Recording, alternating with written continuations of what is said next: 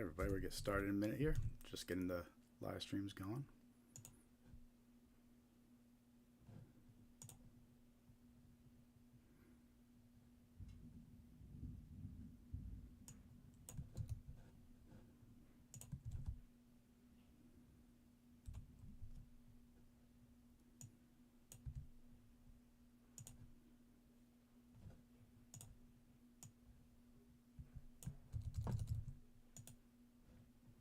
Alright, we're looking good on Instagram, looking good on Facebook.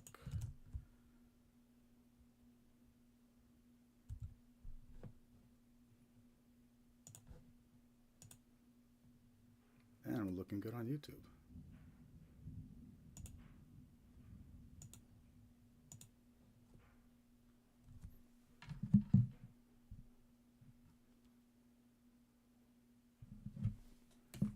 All right, excellent. 5:45. Welcome to the live stream, everybody. Let me know in the chat if you're watching. Hit that thumbs up if you haven't yet. Give us a like. I see John in the chat. Excellent. Always good to see you, John. Right now, you're the number one viewer. We're gonna get started about 5:50. We're gonna get started in a couple minutes. Lots of good stuff coming up on the live stream for y'all. Thank you, John. John hit the thumbs up button. He hit that like button. Smash that like. Ah, there's Dave. What's up, Dave? Dave's in the other chat. We got John in one of the live stream chats. We got Dave in the other. Technically, you're both number one. The chat says you're number one in each of them. So there we go.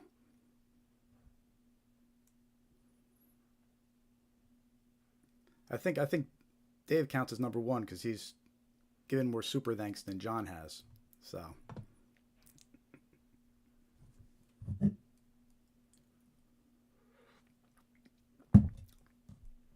What's up, everybody? We're going to get started in a couple minutes here. We're going to do our weekly live stream about scam awareness. Let you know what scams are out there, what to watch out for. Going to share a bunch of examples of common scams to be aware of. All good stuff, all important to know. While we're waiting, if you join, hit that like button. Now's a good time to share the live stream on your Facebook. And try to get some more people in here. Before we get started, we'll get started at 5:50. Again, if you're tuning in, say hi in the chat. Let us know you're watching.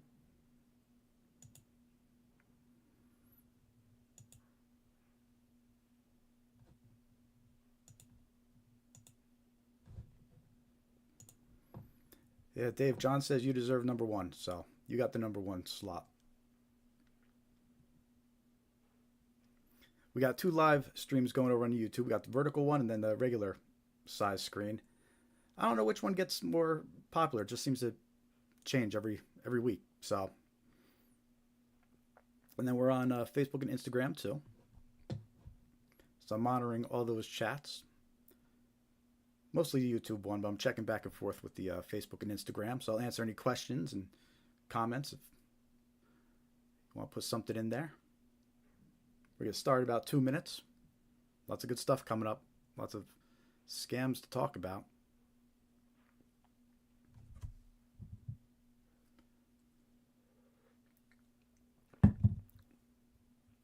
Yeah, Dave, I think it depends on the device. Some people, they're on their phone and they like the vertical view.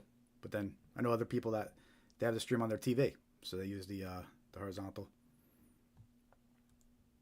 I guess it's a matter of preference.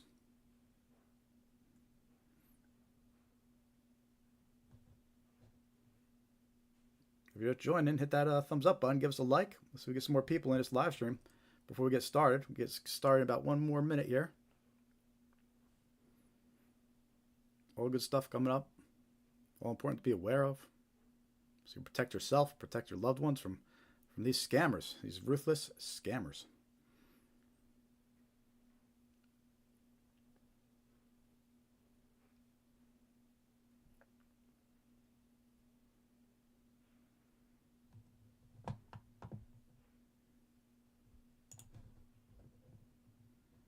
All right, we see some people popping in over on the Facebook stream. Excellent. I see ya. Say hi in the comments. Let me know you're watching. hit that thumbs up, give us a like. We're going to spread some good awareness here, some good information about scams and how to protect yourself, how to protect your loved ones from these scams. I mean, we're being targeted all over. We're being targeted over the phone, through text message, emails, just browsing the internet. You know, it's not just the older folks that are getting scammed. That's actually a common misconception. The younger folks are getting scammed more. It's just the older folks tend to lose more money because they have more to lose. So all this is very important to be aware of. And we're going to show you some examples of real scams. We're going to go over about 20 different types of scams, so you can be aware of what to look out for and what not to fall for. You know, don't become a victim. And sadly, a lot of these victims of scams, they never get any of the funds back. Most of the funds that get stolen, these victims, they never get them back. So we're not just talking about scammers that take $100 or trick you into paying $20 or something like that. We're talking about scammers that ruin lives. They want to take your entire retirement fund. They want to take your savings. They want to take everything you got in your checking. And they don't stop. You know, they'll get one payment out of you, and then they'll think of another way to squeeze more out of you. And they don't stop until there's nothing left. They want to take it all. These scammers are ruthless. So it's more important than ever to be aware of these scams that are out there. And the scams we talk about on this live stream, and the scams we talk about in general, are all scams that target individuals, ordinary people. You, me, your friends, family, all the scams that target ordinary people. You know, there's a lot of resources out there for businesses and companies, employee training and things like that. But that's not what we focus on here. Instead, we focus on the individuals, because individuals need some resources too. They need some awareness about these scams, because the individuals, they're losing their money. We're losing this war against scammers, that's for sure. So anyway, it's 5:50. So if you just joined us for the first time, my name's Jared. I'm with Scamaware 101. Welcome to the live stream. Our mission here at Scamaware 101 is to spread awareness about scams. And the scams I was mentioning, the scams that target individuals like you, like me, like your loved ones, right? So we're all being targeted by scams all day long, whether it's over the phone or through text message or by email. And we're going to go over many different ways that scams get started this evening on this live stream.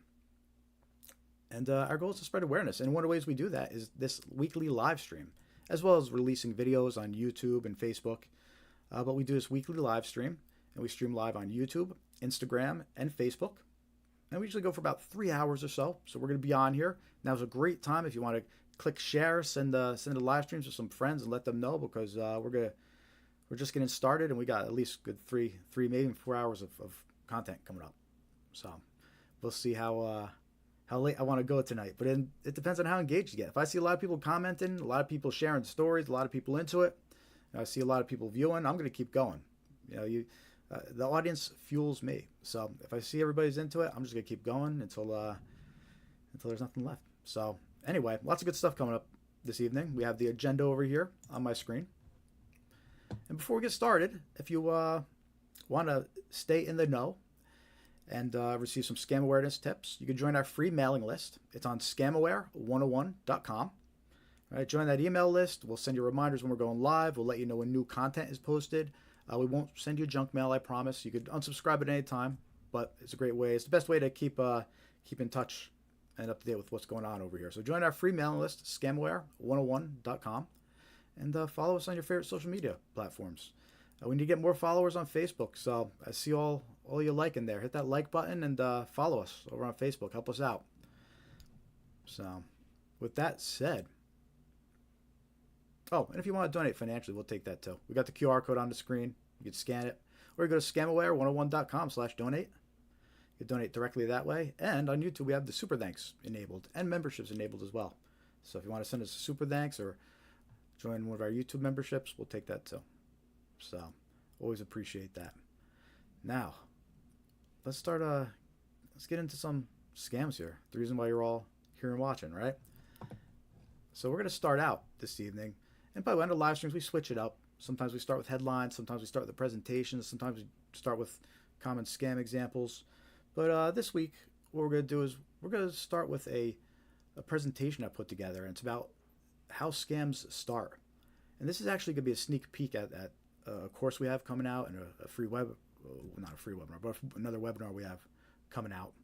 And it's basically, it discusses how scams start, because recognizing how scams start is your first line of defense against scams, right? If you can recognize when you're being targeted by a scammer, you could stop it before it even begins. And really, that's the goal.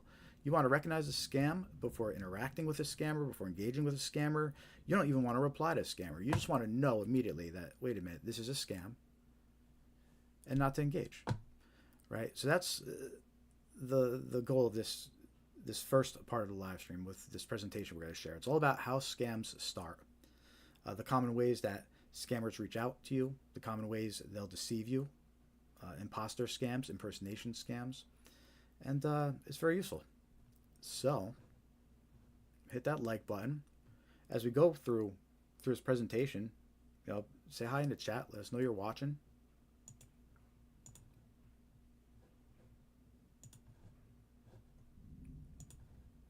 As we talk about certain scams, let me know if you've been getting targeted with those recently too.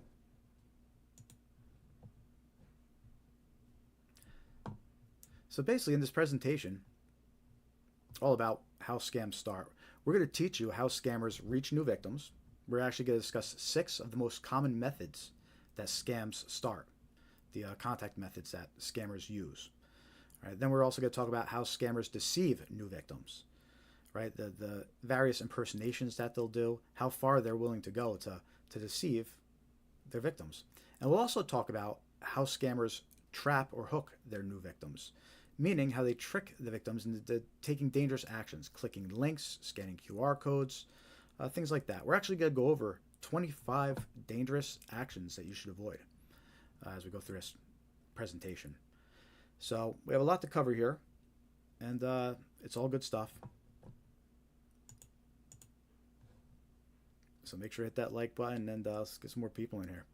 And we're going to start with some key concepts to keep in mind as we go through this presentation regarding how scams start, right? Is first, assume every unsolicited communication is a scammer, right? That's number one. You always have to assume that every unsolicited communication is a scammer.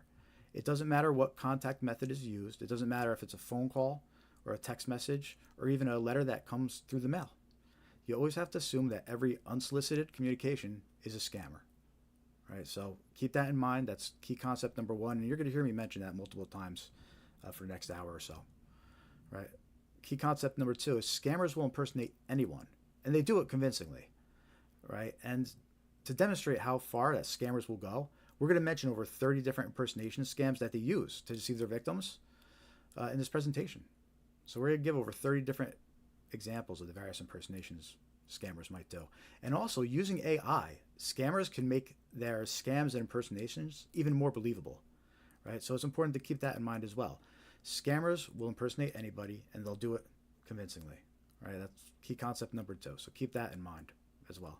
And by the way, they'll impersonate your friends and your family members, and it'll be believable. So we're going to share an example of that later in the live stream too. And a third key concept to keep in mind, they're going to hear me repeating a lot, is knowing what not to do is how you avoid traps set by scammers, right? It's important to know what not to do. And what I mean by that is scammers rely on people making quick mistakes, like clicking a link or trusting an unknown caller or sharing personal information without thinking, right? So by clearly understanding the actions you should avoid, you reduce the chances of falling into their traps, right? So a lot of this presentation, we're going to talk about what not to do. And that's to help you avoid accidentally falling for one of these scams or getting hooked or tricked by one of these scammers. Right, so those are some 3 key concepts. You can hear me repeating them over and over again. Assume every unsolicited communication is a scammer. Scammers impersonate anybody. They do it convincingly. And knowing what not to do is how you avoid traps set by scammers. Right, you with me? Let me know in the chat. Hit that heart, hit that thumbs up, or give me some reactions in the chat. Let me know you're watching. So starting off, we're going to actually talk about 6 different of the most common ways that scams are initiated. 6 of the most common ways that scams start. And just to be clear, scammers utilize every contact method they can, right? Just because we're talking about the 6 main ways that they'll initiate a scam, that doesn't mean any other ones we don't talk about are safe, right? You always have to be suspicious of any unsolicited communication, regardless of how the contact occurs, right? But we are going to talk about 6 of the most common ways as scammers do start scams and how they reach their victims and contact their new victims. Those 6 ways are email scams, phone call and voice scams, text message scams, internet and website scams, snail mail scams, that's traditional mail, and then QR code scams. So we're going to talk about each of those a little bit more as we go through this presentation. And we're going to discuss the most common impersonations that seem to come through with each of these contact methods, and give you some tips about how to handle unsolicited communications that come in through these various forms of communication. It's all important things to be aware of. And look, you're a target. If you use email, you're a target. If you have a phone number, you're a target, right? If you browse the internet, you're a target. If you have a mailbox, the actual address you get mail, you're a target, right? So everybody's a target, and it's important to have awareness of the latest techniques and strategies and scams that are circulating. By the way, I'm drinking out my Scamware 101 travel mug. They're available on our YouTube channel, YouTube store. So feel free to get a Scamware 101 travel mug. A few other items for sale in our merch store too. So check that out.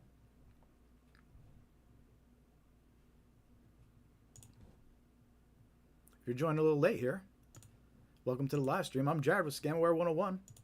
We do this live stream every week, spreading awareness about common scams so you can protect yourself and your loved ones from scammers. So make sure to hit that like button, say hi in the chat, let me know you're watching. And we're going to go for a couple hours here. So share a live stream so you get some more people in here. Lots of good stuff coming up as we continue here. So we're talking about how scams start. And right now we're going over the most common methods here. And we're going to start with email scams, right? Sometimes referred to as phishing scams. They're one of the most common ways that scammers trick people online, right? These scams usually arrive in the form of an email that looks legitimate. The goal is to create a sense of urgency or trust so that the victim takes quick action without thinking too much. And that's common for a lot of these scams. The scammer wants the victim to react quickly, and they'll use emotion, fear, threats, whatever it takes to get the victim to react. And it's no different with these email scams. You know, a lot of them, they'll be threatening emails that claim your billing failed or your accounts could be turned off or someone logged in and you need to click here to change your password, right? They try to create this sense of urgency and this fear. So the victim, instead of thinking out, they just react quickly. Did you know that scammers could use automation to send out millions of scam emails per day? I'm not even exaggerating. There's millions of scam emails being sent out per day. They're able to change the email from address to look like somebody else. So when they're sending out these emails, it could look like it came from the president. It could look like it came from anywhere. These scammers are able to do that. They can make the from address look like it came from anyone. They'll include fake support phone numbers in the email, right, that trick the victim into calling the phone number, but it actually connects the scammer. It's a little trick that they use. So you're going to hear me mention a lot this evening. Never trust the contact information that's found in an unsolicited communication, because we know scammers include fake phone numbers.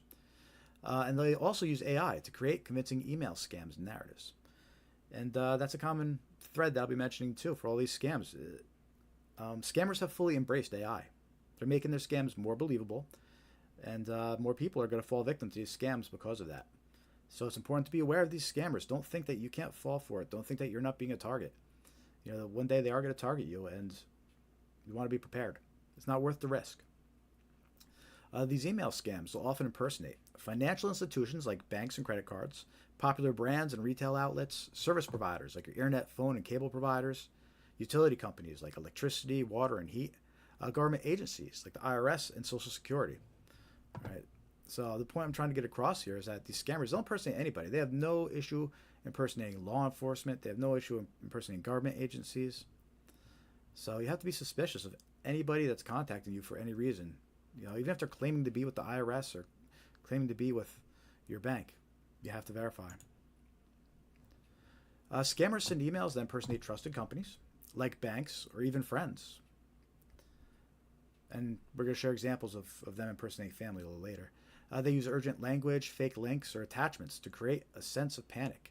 Their goal is usually to steal login credentials, financial information, or install malware on the victim's device.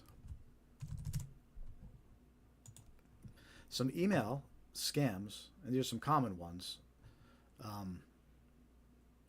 Look, there's so many email scams going around, it's hard to even just pick out a few, but some common email scams include suspicious bank activity, bank or credit card activity scams. And what that is, the victim receives a fake email warning them of suspicious activity, right? But the email, of course, it contains a malicious link or a phone number to call that actually connects you to a scammer. Always got to be suspicious about notifications that claim to be from your bank or credit card. Bogus product offers with links to fake retail websites. You get those emails all the time. They have those fake offers. Free iPhone, click here. Those bogus email offers direct victims to fake retail websites designed to steal personal and financial details. Another common email scam is the fake order notification scams. We're going to go into this one a little bit more later, but this is definitely an important one to be aware of. That's when victims receive a fake email alert that an order was placed and are instructed to call a fake support number to cancel. And look, a lot of people, they're falling for this one. They get this email that says, hey, you purchased an iPhone. If you didn't make this purchase, call this number to cancel. They don't realize that they think they're calling Apple, they end up calling a scammer. So you always have to be suspicious about notifications claiming an order was placed, especially emails. And then you got the renewal scams, the payment due scams, right? Victims receive an email with a fake invoice attached, and it links to a fake website that steals any payment details entered. And these are just kind of examples of these classic scams. And even though we're using them as examples for email scams, a lot of these can be applied to many other forms of communication, right? Almost all of these, you can receive a letter, the same kind of scam. It doesn't have to be an email. So, all important scams to be aware of, especially when it comes to email. I mentioned before, knowing what not to do is how you avoid traps set by scammers, right? So let's talk about what not to do when it comes to emails. Right? Clicking email links. If you could avoid clicking email links, it's best to avoid them. Scammers hide malicious links in emails, and they'll lead to fake login pages or infected websites. When possible, avoid clicking email links. And we'll talk more about that later. Calling back phone numbers and emails. Right? I mentioned this a little bit already. Fraudulent emails include fake phone numbers that connect you to scammers. Always verify contact details before calling. And we're going to talk about that too. And then trusting the email from addresses. Right? Email addresses can be spoofed. That means that they can be manipulated or modified to look like they're from a trusted company or someone else, people you know. You can't trust the from field of an email address. Always important to be aware of that. And let me know in the chat, how many emails are you getting from people you don't know all day long? They're from scammers. I get hundreds of emails a day. And then another dangerous action to avoid, especially when it comes to emails, opening email attachments or scanning QR codes. Never open email attachments or QR codes from someone you don't know or attached an email that you weren't expecting.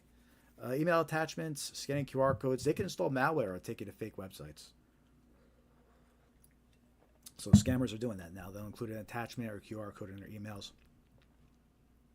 And let's talk about some best practices to help you stay safe from email scams, right? Because you always have to assume that every unsolicited communication is a scammer. Right? So always access websites directly instead of clicking links. Right? I said you want to avoid clicking email links. And what I meant by that is you could type the web address into the browser yourself instead of clicking the link. All right? If you get a bill from your cable company, instead of clicking the link, just go type the address in yourself. Right? Go type it in manually, because that guarantees you're going to the right website instead of clicking on a fake link. So by avoiding clicking links, you're bypassing the chance of getting scammed, like through a link. Right? You don't have to worry about if the link was legit or not, because you didn't even click it. You just went directly to your account and you checked manually. Right? And that's the idea. You want to avoid clicking links. Confirm situations through official channels. Right? We mentioned it a lot. You can't trust the information the contact information that's included in a unsolicited contact. Whether it's a phone number that they leave in a voicemail, or a phone number that they put in an email, or a website that they tell you to visit. Right? You need to confirm that that's all legitimate before you trust any of it. If an email claims there's a problem with your account or payment, contact the company directly. using their website or customer service number. Don't trust the contact information that's in the email. Go to their website directly and confirm it. Right? Because again, the phone numbers could be fake, and that's why you always want to verify phone numbers before calling any back. If you get an email that has a phone number that doesn't match the official phone number, on the website, don't call it. Call the official phone number. Reach out through official channels. And that's you're going to hear me mention that a lot as we go through this presentation a little bit more. But that's our first common scam starting point is emails. Right? All important stuff to be aware of. It's good to practice. Be safe and use those best practices. Right? Try to avoid clicking links and always be suspicious of every unsolicited communication, right? Who's with me? Let me know in the chat.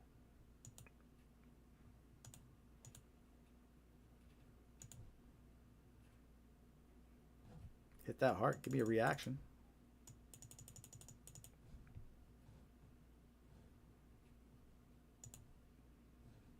And remember, guys, as we go through this live stream too, share your experiences in the chat. I want to hear it. I like hearing. I don't like hearing, but if somebody got scammed or fell for one, let us know how it went and what went down, or tell us ones you're noticing a lot more being targeted with. And by the way, if you're just joining, make sure to sign up for a free mailing list, scamaware101.com, and click join mailing list. You can also follow us on all your favorite social media platforms. So hit that like button, hit that follow button. We're streaming live right now on Instagram, Facebook, and YouTube. So go follow us, like, subscribe, all that good stuff. We'll be streaming for at least a couple more hours, so now's a good time to share this live stream, get some more people in here. The next common scam point we're going to talk about is phone call scams or voice scams. And that's basically when phone and voice scammers use phone calls to trick people into giving away money. So I'm noticing some typos in my slide here that I'm fixing as we go along. So these phone and voice scammers, they trick people into giving away money, sensitive information, or granting remote access to their devices. Right? That's one to keep in mind. Scammers often pose as trusted figures and use urgency and fear to pressure victims into acting quickly. They might threaten legal action, promise financial rewards, or pretend to help with a supposed emergency.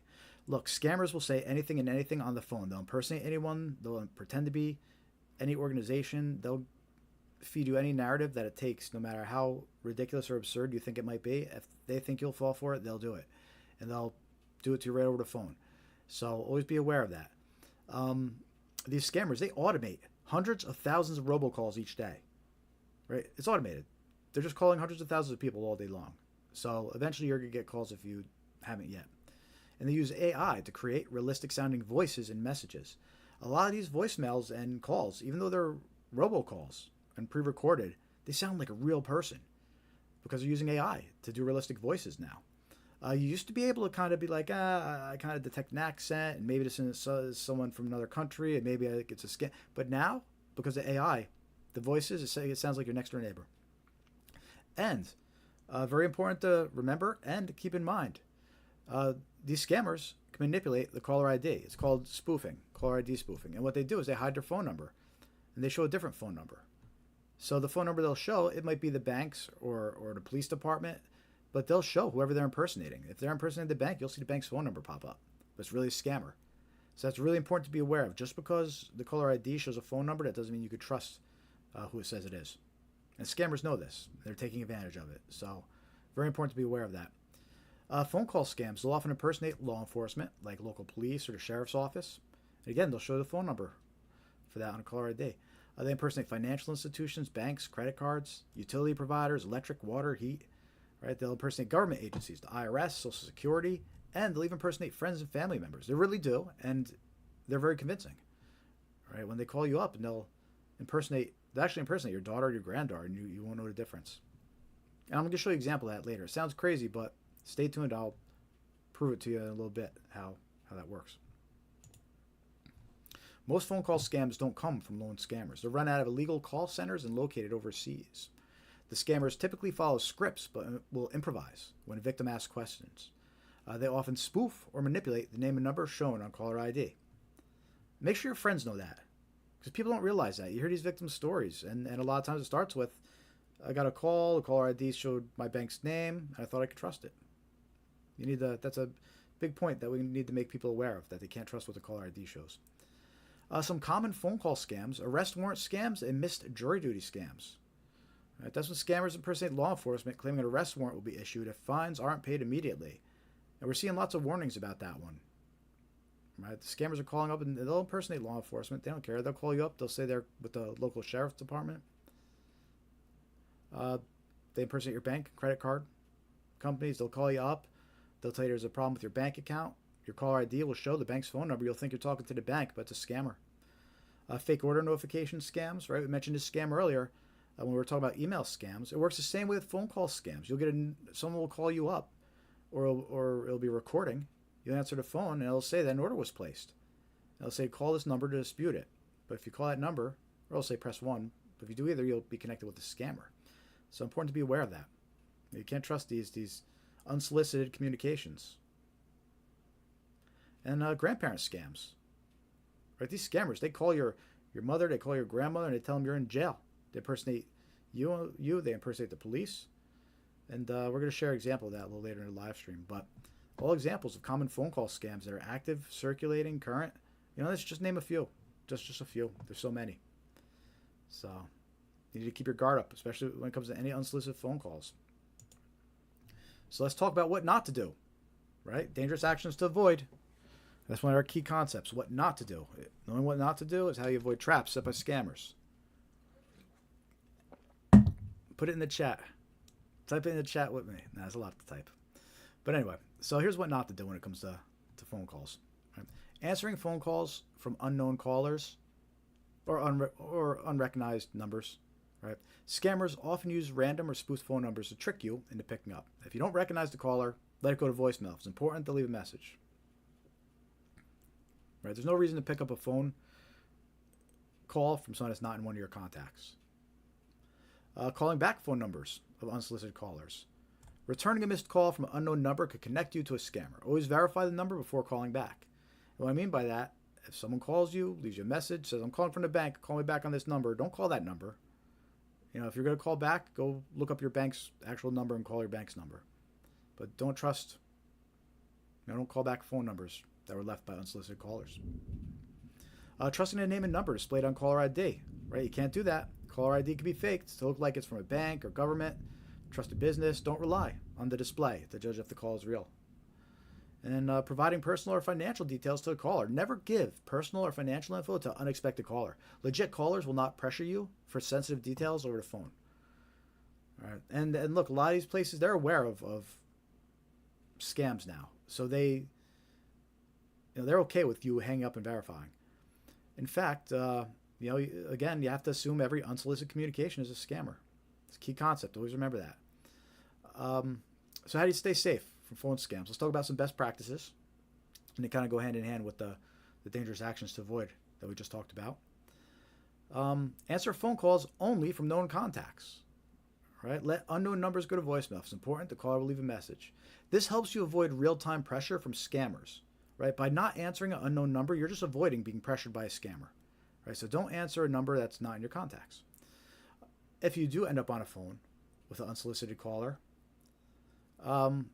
or if it's someone that's claiming to be your bank, for example, so you answered, you thought it was your bank, so you answered, hang up and confirm the situation through official channels. I can't say that enough. You have to hang up and confirm through official channels. You can't trust a caller at face value anymore. Right? You can't just trust an unsolicited call like that. You have to hang up and verify and confirm through official channels. Because these scammers, they know things about you. They might even already know what bank you use. So that's why they're able to claim, know what bank to impersonate. So you always have to hang up and confirm through official channels. Especially when someone's claiming to be from the bank or government. And verify official phone numbers to call back. Right? You can't trust that contact information. Whether they leave it in a voicemail, or they tell you to call them back, or it's a recording. You can't trust those phone numbers included in unsolicited contacts. You always confirm the real numbers by going through official channels. So that's phone call scams. It's a big problem. We're going to share a lot of examples this evening with you. But that's a big problem with phone call scams. So there you have it. We talked about email scams. We talked about phone call scams. We still have more coming up here. Let me know if you're watching. Share your stories in the chat. Hit that thumbs up. Give us a like if you haven't yet. And make sure to like, subscribe, follow. We're trying to put something good out here. So by hitting that thumbs up and giving us a like, it helps spread awareness about these scams. Make sure to join our free mailing list too. Scamaware101.com.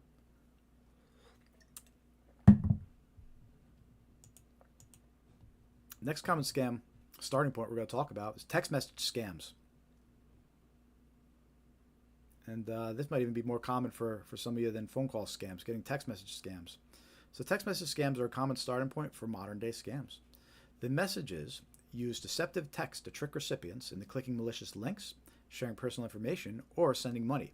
Some text messages might have a picture, QR code, or other file attached. The scammers usually pose as trusted person or company.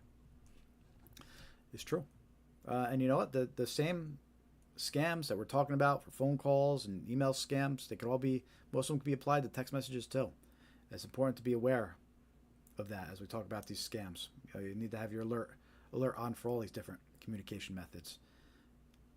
Did you know scammers manipulate caller ID? I hope you do, because I've said it 100 times so far and I'm going to keep saying it. They manipulate caller ID to show a different name and number. They'll make it match the bank or law enforcement. They'll send out millions of scam text messages every day. I'm not exaggerating. We're talking millions of scam text messages going out every day to innocent, unexpected victims.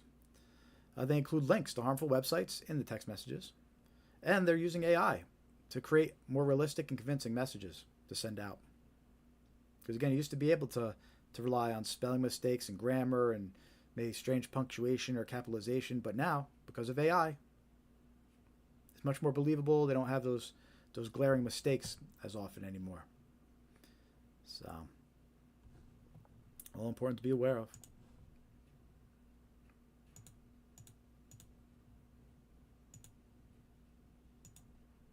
Some text message scams often impersonate financial institutions like your bank or credit card companies, the Department of Motor Vehicles, Department of Transportation, or we'll be talking about those scams later on, delivery services like USPS, FedEx, UPS, and government agencies like the IRS, Social Security, and of course, job recruiters and employment firms, right? We all get those text messages claiming there's a great job offer, make $1,000 a day, it's work an hour.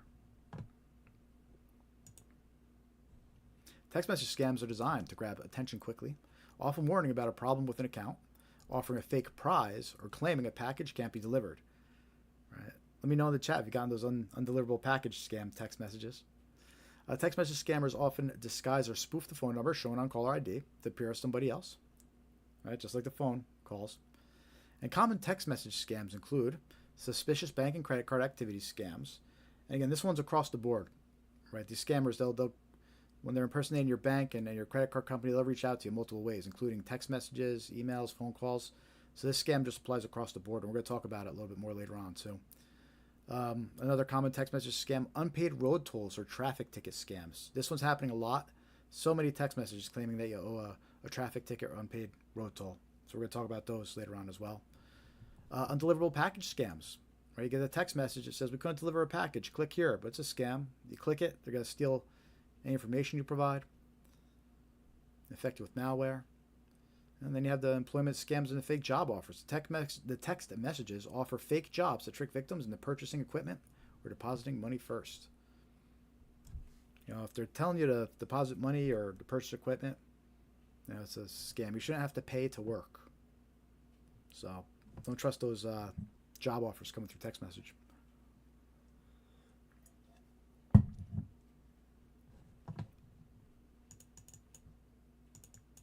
All right, people, it's a little too quiet out there.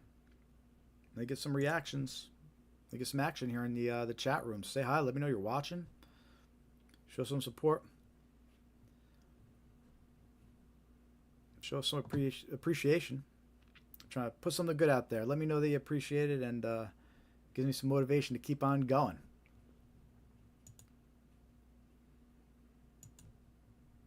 We still got plenty more coming up to on this live stream.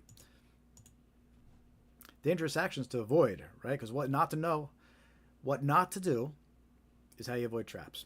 Knowing what not to do is how you avoid traps, right?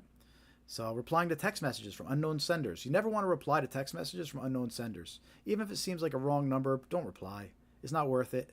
What happens is if you reply, the scammers just target you more now. They know it's an active phone number, and they send more text scams to you. So don't reply to text messages from unknown senders. It's best to ignore them. Report them if you could tell that they're an obvious scam. But even wrong numbers, don't bother replying. Clicking text message links or opening attachments. Look, clicking on links, opening attachments, they could install malware on your device. They could take you to fake websites. You never want to click links. You never want to open attachments from that you weren't expecting or from unknown sources. Trusting a name and number displayed on caller ID. You can't do it. We know that scammers, they can spoof what the caller ID shows, so you can't trust that. Never trust what the caller ID shows. Always verify through official sources. And then, of course, calling back phone numbers of unsolicited senders, I should say. Fraudulent texts often include phone numbers that connect directly to scammers. Always verify the number through official website. Right? You don't want to go calling back phone numbers that came through unsolicited text message. And some best practices to keep in mind. Again, always assume every unsolicited communication is a scammer. You want to access websites directly instead of clicking links. Right? I mentioned that earlier when we were talking about email scams.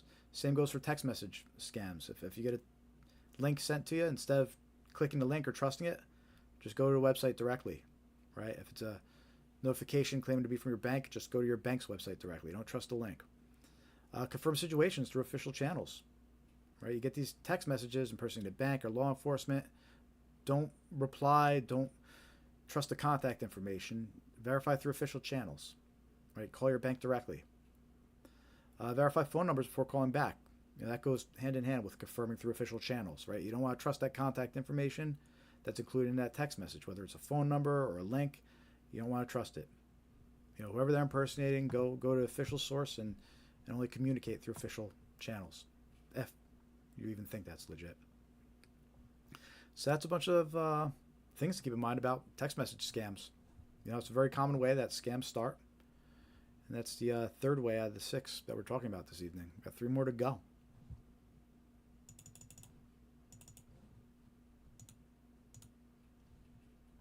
Let me know you're watching. Say hi in the chat. Give us a like if you haven't yet. Give us a thumbs up. Give us some reactions by clicking, if you're watching on YouTube, click that heart.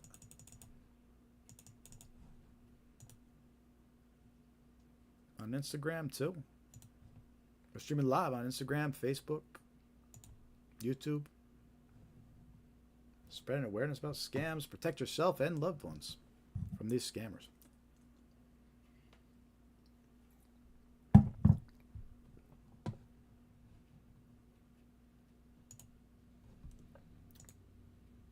In fact,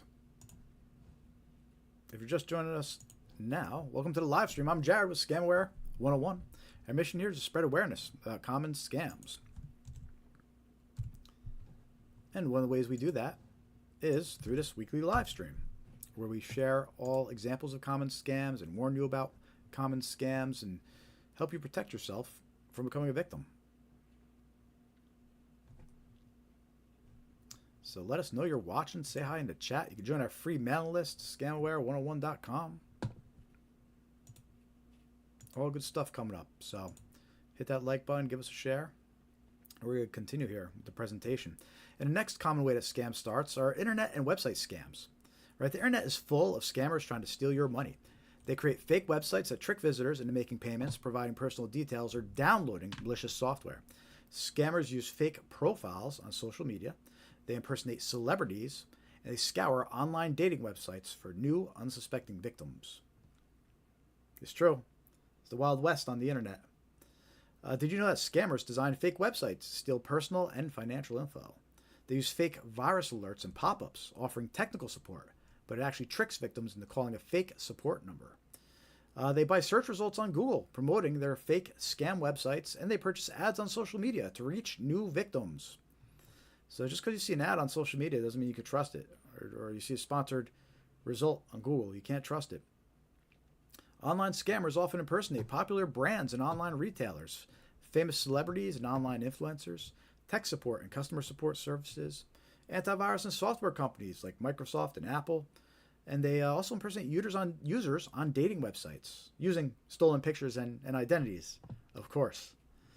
So watch out if you're on those dating websites. Lots of romance scammers out there looking to take advantage of your emotions and your bank account.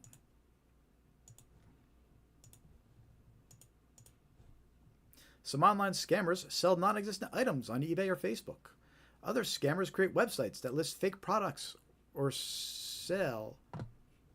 Ooh, typo. Fake products for sale. Let me fix this. Other scammers create websites that list fake products for sale to steal your payment details.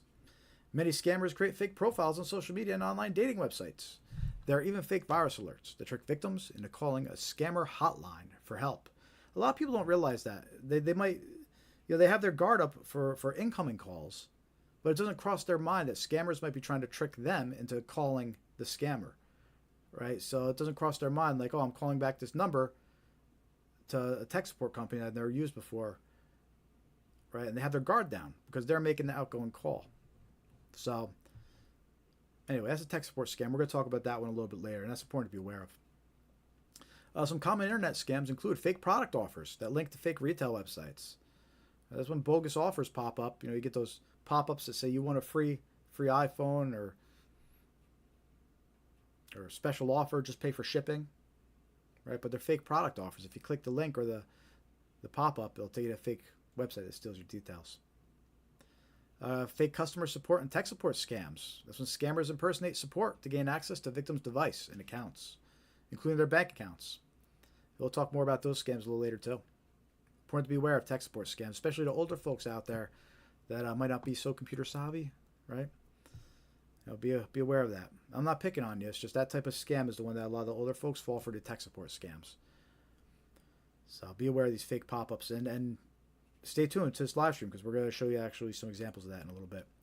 Romance scams is fake profiles on dating websites. Scammers find victims on dating websites by creating fake dating profiles using someone else's pictures and identity.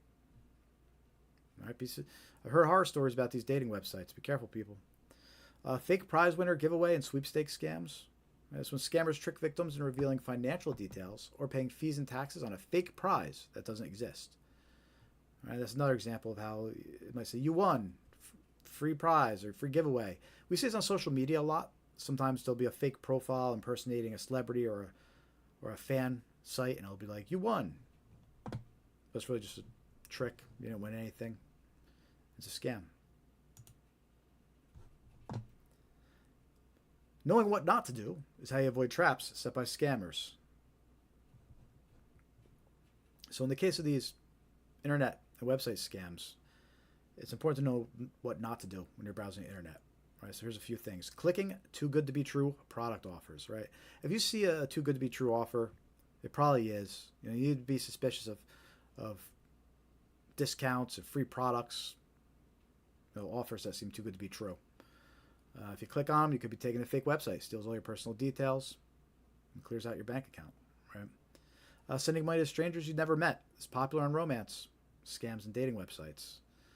Fraudsters often invent stories online to convince people to send money. Never send money to strangers online. Calling unfamiliar phone numbers for support. All right, fake support phone numbers, they'll often connect you directly to scammers, and they'll try to get on your device. Always confirm phone numbers of official companies. Trusting ads on social media or results in Google. Right, the scammers buy ads, they buy search results just like anybody else. So just because it appears to be legitimate doesn't mean that it is. Be suspicious of website results and ads on social media. So some best practices to stay safe from internet scams. As always, assume that every unsolicited communication is a scammer. Right? Double check website addresses. Scammers often create fake websites that look nearly identical to real ones. Always look for slight misspellings, extra characters, or unusual domain endings. An old trick that scammers used to use is they would purchase a .co domain instead of .com. They would purchase .co, and they would put the real website, like they purchased Microsoft.co. So when people misspelt Microsoft.com, they left off the last M, they would get redirected to the fake website. So scammers are always using little tricks like that. So always double check the website addresses. Always be cautious of online offers, right? Unrealistic deals, prizes, or opportunities are commonly scam tactics. If something seems too good to be true, it usually is. Take extra time to verify before acting. And again, always verify phone numbers or other contact information before calling. Just like with emails and texts, fake websites sometimes list scam phone numbers. Cross-check them with official sources before calling. Even when you're looking up official phone numbers, scammers create fake websites. So make sure you're actually on a real website too. If you're trying to reach your bank, look at the phone number on the back of your card. And that's the number you call. That might help.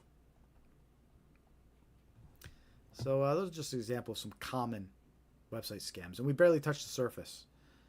So always keep your guard up. It's the Wild West out there on the internet. So always be alert for scams. That's why we do this live stream. That's why you need to follow, subscribe, Scamaware 101. We're going to keep you alert. You join our free mail list on scamaware101.com.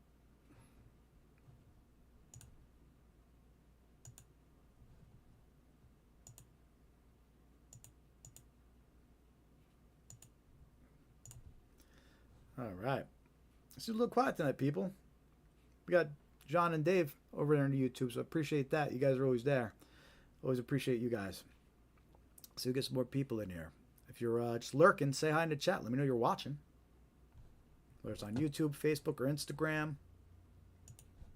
Or share your experiences with us. Let me know why you're watching. Maybe you got scammed, or you know somebody that got scammed. Maybe you have your loved one that keeps on getting scammed, or you're worried about that's going to get scammed. Share your story. Now, the next type of scam we're going to talk about, next starting point, snail mail scams, right? Because they still happen, right? They haven't gone nowhere, these snail mail scammers. What do you think they did before the internet? For all you young folks out there, showing my age. They're still using the traditional postal service to send scams out. So mail scams use letters delivered through the postal service to trick people into sending money, sharing personal details, or responding to bogus offers and fake prizes. What makes mail scams effective is their ability to appear credible and personal by reaching people directly at their home address, giving the illusion of legitimacy. Right? So people think they could trust it more because it arrives right at their home. So, did you know that scammers, they use AI to compose convincing letters to send to victims? And it's a safe assumption that scammers using AI for making all their scams better. They use fake letterhead and impersonate real organizations. Sometimes they'll even include fake checks in the envelope with some of their scam letters. Sometimes they'll include QR codes for the victim to scan too. All coming through your mail, whether it's a postcard or a letter. Mail scams often impersonate legal services, law offices, popular brands and retail outlets, utility companies, electricity, water, heat, sweepstakes, contests like Publishers Clearinghouse, government agencies, the IRS and Social Security. Always remain cautious of letters or postcards received from unknown senders. They may be scams attempting to collect your personal information. Mail scams often appear as official-looking notices, special offers, or past due bills. Some scammers include fake checks that eventually bounce after a victim deposits them. Some common snail mail scams include inheritance scams. That's when victims are tricked into paying scammers fees and taxes on a fake inheritance that does not exist. And of course, they receive a letter in the mail that impersonates a law office. And I'm going to show you an example of that letter a little later as we discuss these snail mail scams more. Fake prize winner and giveaway scams. Scammers trick victims in revealing financial details or paying fees and taxes on a fake prize that doesn't exist. So you always have to be suspicious of these postcards or letters that say, you won. It's a free prize.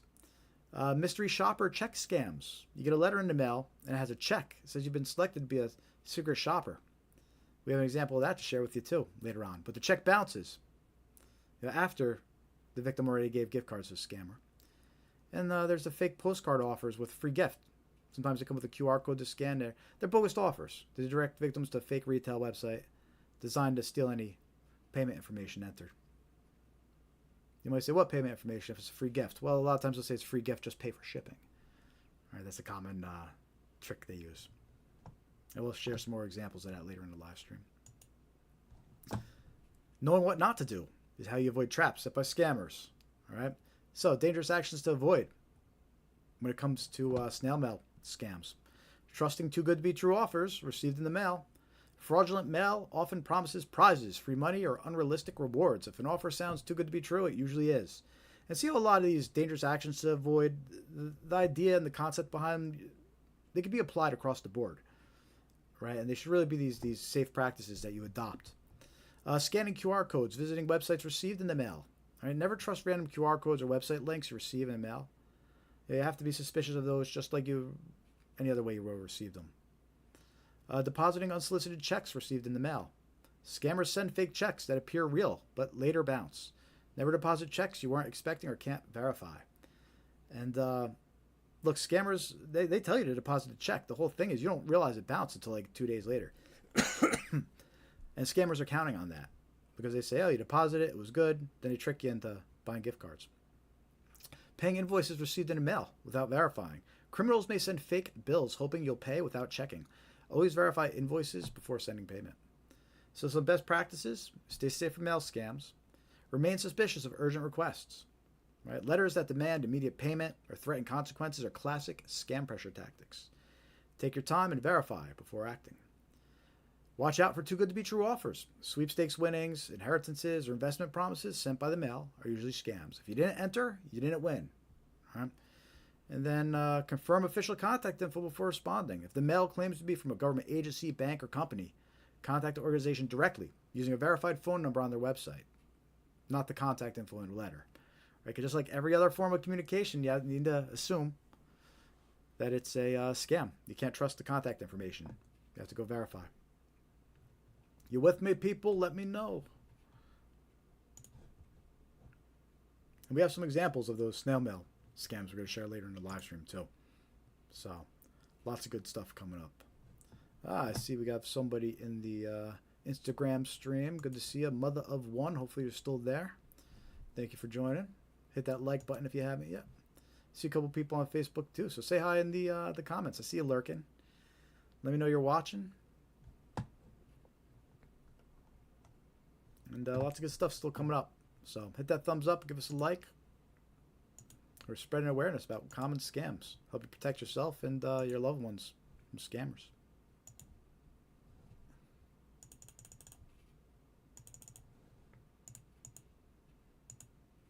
Let's talk about our last common way that scams start. Number 6 here. QR code scams. Right? Malicious QR codes can lead to fake websites designed to steal account logins, payment details, or other sensitive information. They are unreadable to the human eye and must be scanned to see where it leads.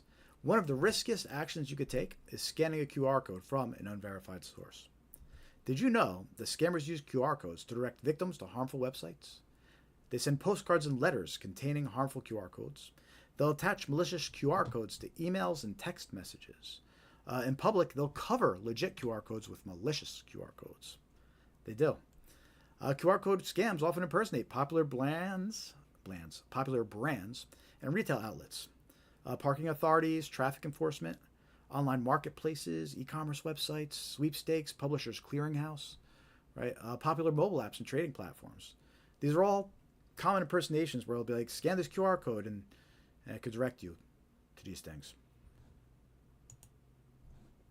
QR code scams have become more common since they make it easy for criminals to disguise malicious links behind what looks like a harmless black and white square. Scammers attach QR codes to emails, text messages, letters, and postcards. In public, some scammers cover legitimate QR codes with stickers of malicious ones.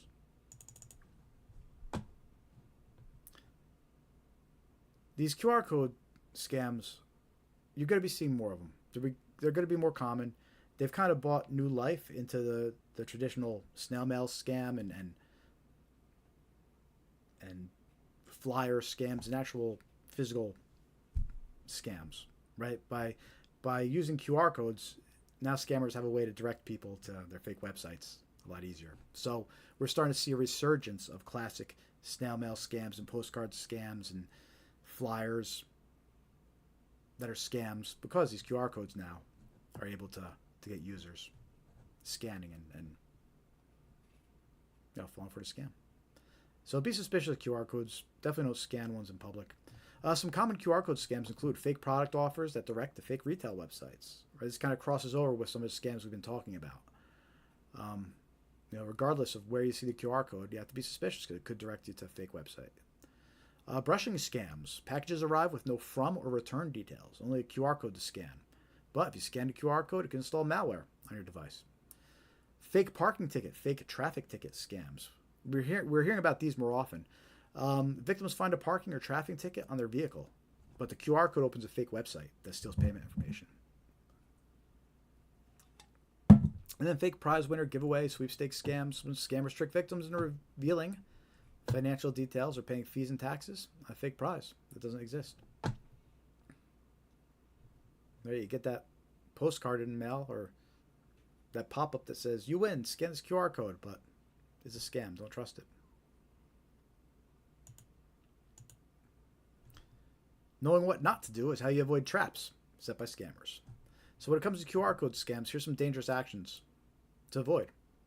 Scanning unknown QR codes they found in public. Look, we know that scammers place malicious QR code stickers on posters, ads, and public signs to direct you to dangerous websites. Don't scan QR codes in public if you could avoid it. Scanning QR codes received in the mail. We know that criminals send physical letters with QR codes that lead to fake websites or malware. Be skeptical of QR codes in unsolicited mail. Scanning QR codes attached to an email or text messages. Scammers often embed QR codes in emails and texts to bypass the spam filters and trick you into opening their malicious sites. So don't trust QR codes that are attached to emails, text messages, from unsolicited contacts. Entering personal information after scanning a QR code. Never enter sensitive information after scanning a QR code unless you verify the website's legitimacy. All right. Some best practices to stay safe from these QR code scams. Access websites directly instead of scanning QR codes. Right, if you could avoid scanning the QR code, just go directly to the website. Type it in your browser and skip over scanning it altogether. Like the donate QR code that we have on the screen right now. So if you want to donate to Scamaware 101, you can scan the QR code, or you can skip right over it and go directly to scamaware101.com/donate. You can see the URL. It's included. Right under the barcode there, I have the URL. So you don't have to scan the QR code. You can just go directly to the website. That's really the best practice. If you see where it's supposed to go, you trust where it's supposed to go, then just type in and go to the website directly instead of even scanning the QR code. Inspect the QR code for tampering, right? Sometimes we know that scammers, they'll place fake QR codes, stickers on top of real ones, right? So check the signs for alteration, or to look like it's a sticker that was put on top of something. Inspect the QR code before scanning it. And then finally, preview the website URL before proceeding. Many phones, they let you preview the link before opening it, right? When you scan a QR code, it gives you a preview first. So at least preview and make sure it looks like it's going where it's supposed to go. All important stuff, all good stuff to be aware of when it comes to QR codes. And more important than ever to be aware of now, too. Who's with me? Let me know if you're seeing those types of scams in your day-to-day life.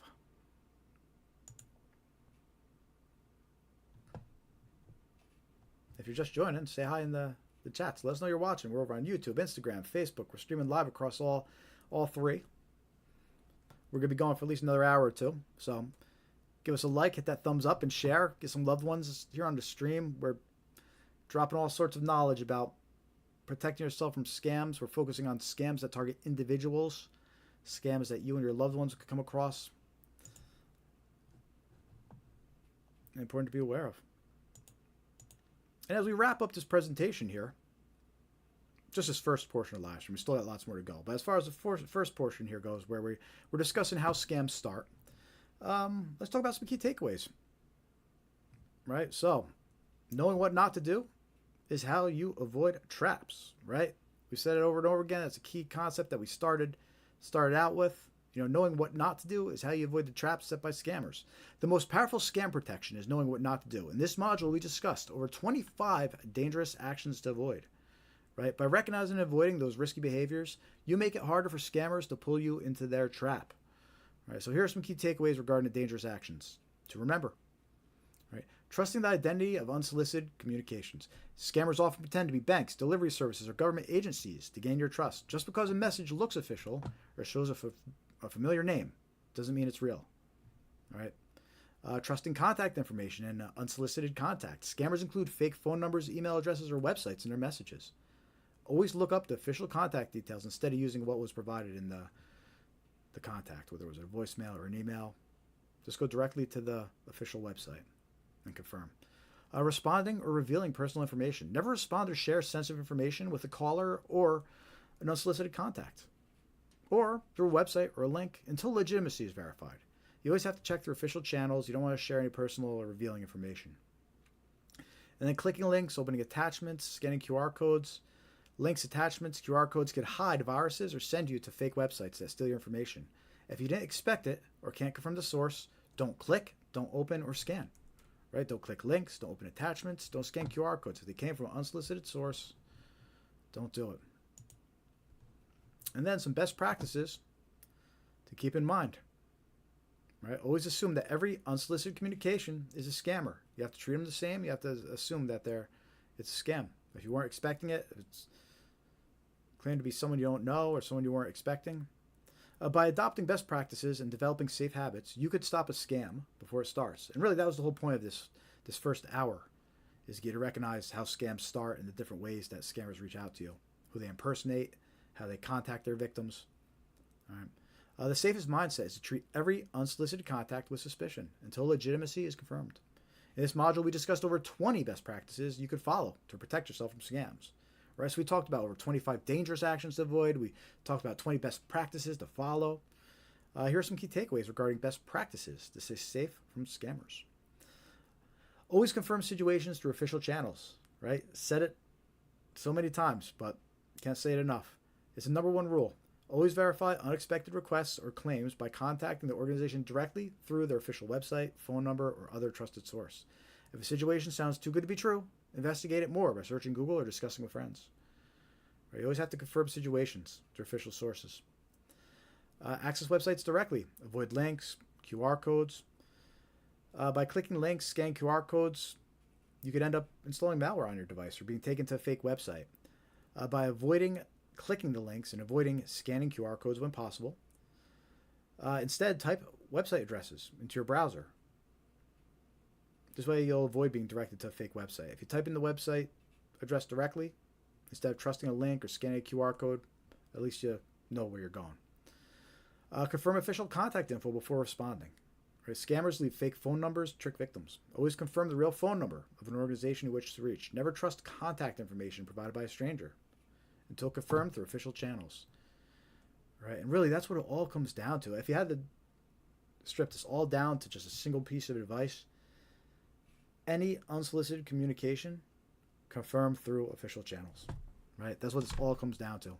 You can't trust anything else. You can't trust anything in communication.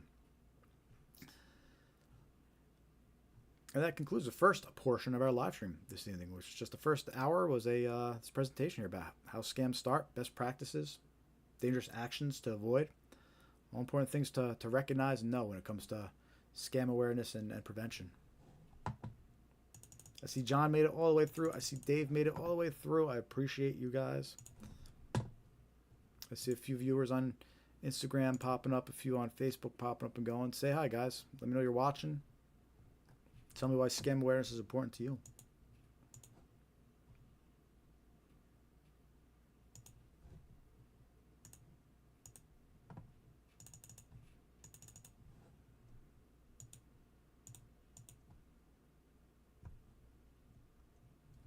I need to refill my coffee mug, so we're going to take our first 5-minute coffee break. It's a good time to do it, too. It looks like the chats are pretty empty right now.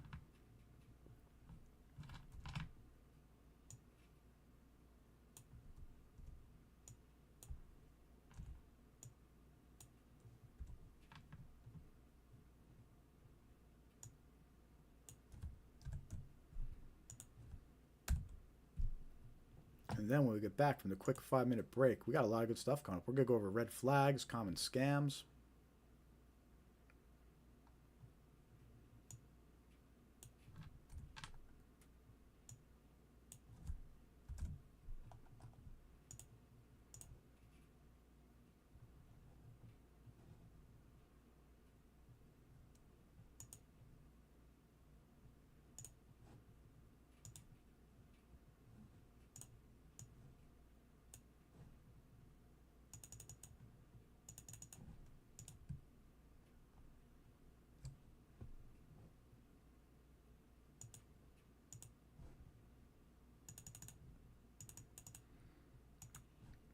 Dave, I still haven't worked the theme song in yet. I got to figure a way to work the theme song into the coffee breaks and the intros and stuff.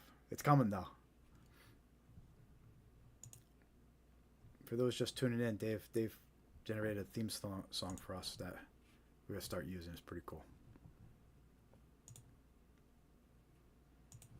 Right, let me refill my Scamware 101 coffee mug here, and then we're going to proceed with some very useful scam awareness tips, red flags to be aware of, and ways to protect yourself and your loved ones from these ruthless, terrible, moralless scammers. Stay tuned. Back in 5.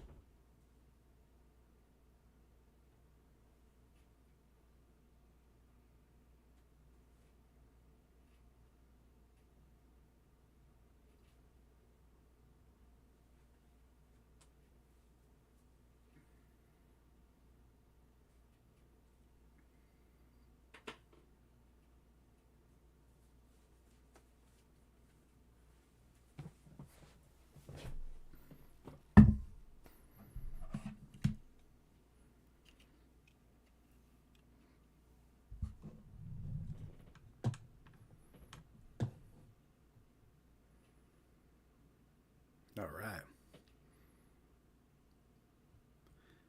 We're going to keep rolling here in a minute. How we all doing out there in the chat?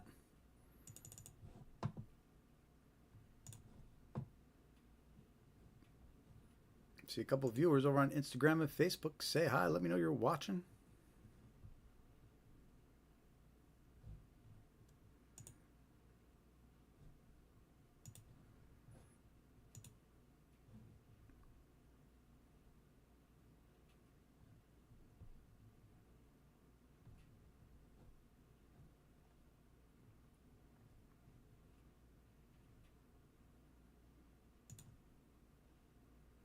All right, let's keep going here. For those just joining, welcome to the Scamaware 101 live stream. We do this live stream every week to spread awareness of common scams so you can protect yourself and protect your loved ones from becoming a victim. All the scams we focus on are scams that target individuals, everyday folks, ordinary people. So these are scams that you can run across just during your day-to-day life. It's important to be aware of these scams because these scammers are ruthless. They want to take everything that you have. It's not a matter of just $100 or even $1,000. They want to clear out every bank account you have, every checking account, every retirement fund. They want it all. They don't care how old you are. They don't care if you're unemployed and living on a fixed income. They're going to take everything. And then once they take it, it's very hard to get it back. So scam awareness is key. An ounce of prevention is worth a pound of cure. And that is our belief over here at Scamaware 101. So we try to spread awareness of these scams. We release YouTube videos. We do this live stream. We're streaming live right now on YouTube, Facebook, and Instagram.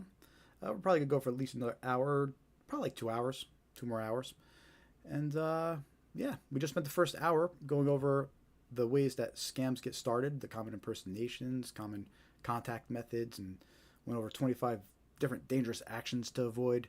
So if you missed that, that's okay. We still have a lot more to come up. So it's still a great time to hit that thumbs up button, give us a like, subscribe, follow. Again, we're on Instagram, Facebook, YouTube, Blue Sky, X, Threads. We're on them all, except TikTok. You can visit our website, scamaware101.com. You can join our free mailing list. We'll send you some scam awareness tips and updates. We're on scamaware101.com. And also you can find the links to our social media profiles too here on the homepage. Our username is scamaware101 across all of them, but if you can't find us, the links are right here on the homepage. If you want to help out financially, you go to scamaware101.com/donate. We also have super thanks and memberships enabled over on YouTube as well. So want to throw us a couple bucks, we always appreciate it. But we don't expect it. We're just happy with getting a like, a subscribe, a follow. You know, our goal here is to spread awareness. So, and you can help just by clicking like and follow and subscribing, because then the algorithm will show our content to more people. Now, with that said, let's continue with our live stream here. And this next portion of the live stream, we're going to go over red flags, common red flags that you're dealing with a scammer.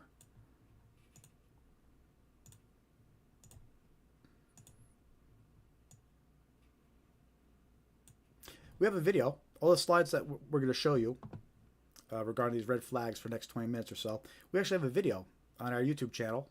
It's the red flag video. And you can share it with a loved one if you think they would find any of these 5 red flags that we're going to go over useful. And they really should. These 5 red flags, you know, when you hear these victims' stories, a lot of times there's these red flags that if they knew about them, it could have prevented, you know, everything. And we tried to include those in these 5 red flags to be aware of, because if you come across these, it's a strong indicator you're dealing with a scammer, and you should really stop and rethink about the situation, reanalyze what's going on. And you know, as we go through these, if you're thinking of a loved one that's maybe in the process of getting scammed, so like I said, you could go find this video on our YouTube channel and share it with them, show it to them. So, but let's talk about 5 red flags that indicate you're talking to a scammer. Red flag number 1, they direct you to a third-party chat app like Telegram or WhatsApp to continue the conversation, right? So these scammers, they don't want to keep on talking to their victims through like text messages, right? They want to get them onto a third-party chat app. It's much easier for them to communicate with their victims in other countries, and it also offers them more anonymity to hide behind, because these third-party chat apps, they'll encrypt the conversation and has some other protections in place. So a lot of times these scammers, once they initiate the contact through a traditional way, whether it's a phone call or a text message or an email, a lot of times they'll ask to continue the conversation using WhatsApp. They'll invite you to join their Telegram group or their WhatsApp group, and it's a red flag that you're possibly dealing with a scammer. Some scams where that's part of the playbook, to invite the victims over to WhatsApp or Telegram. Romance scams. You have these fake dating profiles created on dating websites. And they lure in new victims and matches, and then once they start talking on a dating website, they say, hey, let's keep talking on WhatsApp. All right, it's a red flag. Wrong number scams. We're going to talk about these a little later, but that's when a text message probing for victims. You just get a completely random text message. But when the victim replies, they'll be directed to continue talking on WhatsApp. Right? Investment scams. They direct the victim to join their Telegram or their WhatsApp group to pump up an investment or appear more legitimate. Right? They'll invite you to these fake groups that have bots in them or other scammers. And they'll make it look like, oh, look at all this interest in this crypto or this investment group. But it's all part of the scam. Right? So be suspicious if anybody invites you to continue talking on WhatsApp and Telegram.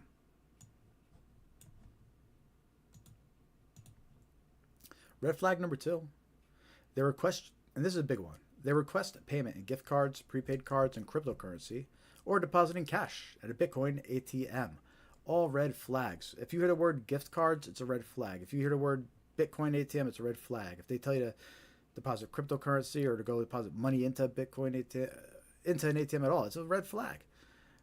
Right? Look, scammers love getting these unusual forms of payment because it's easier for them to move and transfer funds quickly, and it's harder for victims to recover the money after it's sent. If you purchase gift cards and send them to a scammer, you're not getting that money back. And the scammers know that. Once they have the gift cards, they have them. Same with Bitcoin ATMs. If you withdraw cash from your bank account and you deposit it into a Bitcoin ATM, you're not going to get that money back. The bank's not going to give you that money back. And once it's deposited into the bank or into the Bitcoin ATM, it's gone. So scammers love getting these forms of payment.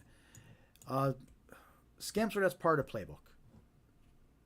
Most of them, but some examples. IRS and Social Security scams. The scammers impersonate government agencies and they ask for payment in gift cards or cryptocurrency. As of right now, that's 100% a scam. The government does not accept gift cards or cryptocurrency as payment. Maybe in the future they'll accept Bitcoin, but right now they don't accept gift cards, they don't accept cryptocurrency. So anybody claiming that you need to pay them, claiming to be a government organization or agency and saying you have to pay with gift cards or cryptocurrency, it's 100% a scam. Don't trust it. Romance scams. Scammers often request gift cards and cryptocurrency from their emotionally attached victim. Right? The victim thinks that they're just sending gift cards to a loved one, but they're actually sending a payment that they're not going to be able to recover, realizing after they realize they've been scammed. Bank impersonation scams. These scammers trick victims into withdrawing cash from the bank and then tell them to purchase gift cards or purchase Bitcoin. Right? Can't trust it. Any mention of gift cards or Bitcoin or using a Bitcoin ATM, it's a scam. Be suspicious. Huge red flag. And if it gets to that point where you're being told to purchase gift cards, it's pretty far along down this might be your last chance to stop that scam. Because you're pretty far down the line now at this point where they get you to, you're ready to withdraw and purchase gift cards. So that's a huge red flag, and it might be your last chance to stop this scam in progress and save the funds. Again, we have a video. All these slides are in that video, our YouTube channel. So if you know anybody that will find this useful, you go share that video with them too. Make sure to subscribe and like the YouTube video.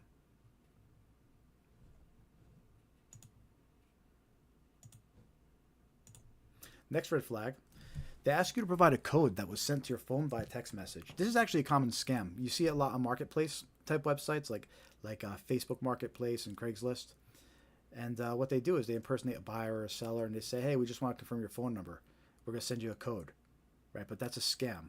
What they're doing is they're trying to log into your bank account or trying to create an account associated with your phone. If you give that code back to them, you're letting them do whatever malicious activity they're trying to do associated with your phone number. Right? So again, if a stranger asks you to give them a code that they send to your phone, don't trust it. There's really no reason a stranger should be telling you to provide them a code they send you. And some examples where it's part of the playbook to get you to provide this code, right, is account login attempts. A scammer might be trying to log into one of your accounts. You get that code sent to you as a security precaution. If you give that code to the scammer, you let them into your account. Right? So there's no reason to provide that code to anybody. Password reset requests. The scammer might be trying to reset one of your passwords, and you're getting that message, that code, as a security precaution. If you give it to a scammer, you're letting them reset your password. And then there's Google Voice scams, right? So what these scammers do is they're trying to create a Google Voice account attached to your phone number.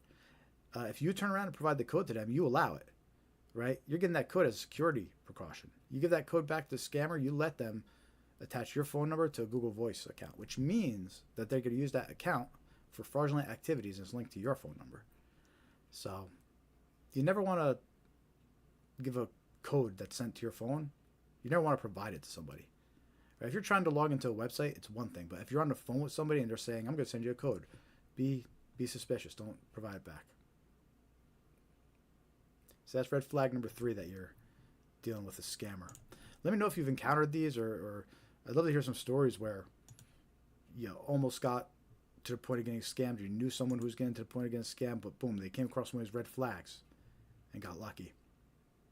Now, I'd like to hear a success story like that. Every now and then you hear a win like that, but most of the time it's sadder stories where they don't realize till after the fact, which is why these red flags are so important to be aware of.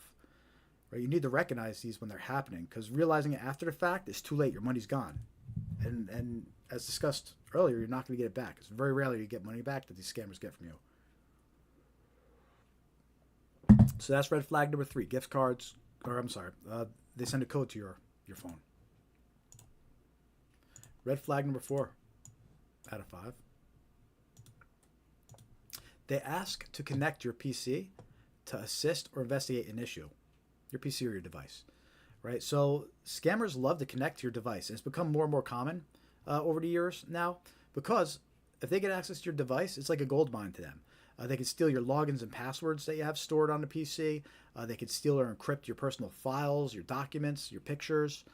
They can attempt to access your banking websites through your PC and other financial information. So scammers just started asking to get access to your device. And they'll have all these fancy stories. They'll pretend to be your bank and offering to help, or they'll pretend that they're tech support and they're going to help you with a computer virus. They make up these elaborate stories to get access to your device.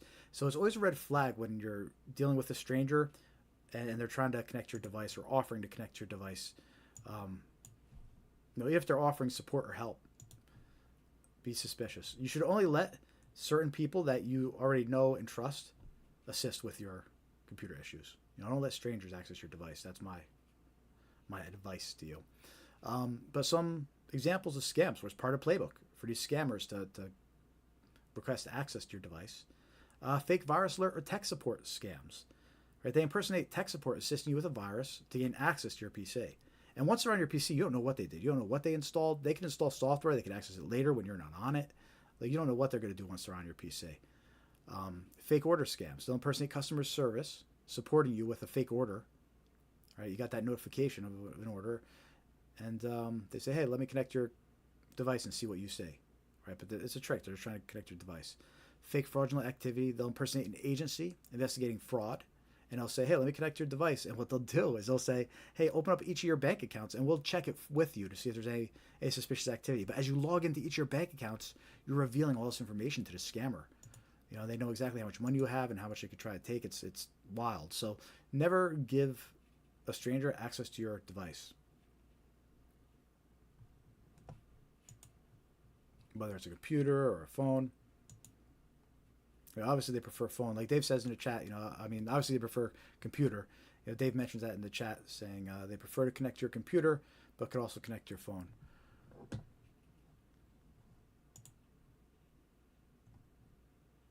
Really, any one is probably just as damaging. I know a bunch of people don't even use a computer; they just do everything on their phone. They pay bills, do their banking, so. Scammer gets on their phone, he's got access to everything they want, everything they could want. So anyway, we're going to talk about this type of scam more when we talk about tech support scams. But when it comes to letting somebody access your device, everybody should have that one person in mind, whether that's like your computer person, right? Like most of you, when your car breaks, you probably have a mechanic in mind, right? It's the same thing with anything having to do with your computer. So if you did get a pop-up or somebody was telling you there's a problem with your computer and they want to connect to help you, you should be able to say, no, I got my own computer guy. Tell me what to tell them, or I'm going to call them. But don't engage with a stranger. Definitely don't let them on your device. So that's red flag number 4, that you're dealing with a scammer, and it's important to keep in mind. Let's talk about red flag number 5. They request that you keep the matter confidential or secret. Right? So it's common for scammers to ask for confidentiality. They don't want you to discuss the situation with other people because the more people you talk to, the more likely you'll be told it's a scam. All right, so they're going to think of all these stories and try to get you to keep the situation secret and confidential. But that's just all part of the scam. And some examples where that's part of the playbook: grandparent scams. That's when they claim a relative has been arrested, but they tell you that they're embarrassed and not to tell anybody, right? But that's the red flag. That's the request for secrecy. They just don't want you to tell anybody until they get your money. Investment scams. They'll say it's an inside tip and not to tell anyone, or a price is just for you and not to share it, right? But they just don't want you to tell anybody. Inheritance scams. They'll mail letters impersonating law offices regarding a fake inheritance, and of course, letters is going to request confidentiality. Right? Think about that. Who are they to tell you to keep it confidential? You're getting an inheritance. You can tell whoever you want, right? But they're going to request confidentiality. And then fake fraudulent activity. This is a clever one. This is, they're calling you up. They're impersonating an agency investigating fraud or something strange on your account. And what they'll do is they'll say, listen, we're doing an investigation, but it could be anybody. So don't tell anybody about this investigation. Otherwise, you could impede and harm the investigation, right? So they'll say, don't even tell the bank teller what's going on. But it's all part of scams. They're just trying to keep you quiet. And they always have these clever little stories and ways to ask you for confidentiality or secrecy. And that's a big red flag. And that's red flag number 5 that you're dealing with a scammer. And they keep it in mind. They request secrecy or confidentiality. Makes sense? Who's with me?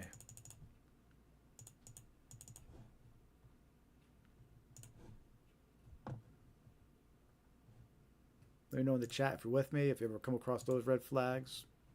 And give us a like if you haven't yet. Hit that thumbs up, help spread awareness. Let me know you're watching. If you're just joining, let's go over those 5 red flags real quick. The final list.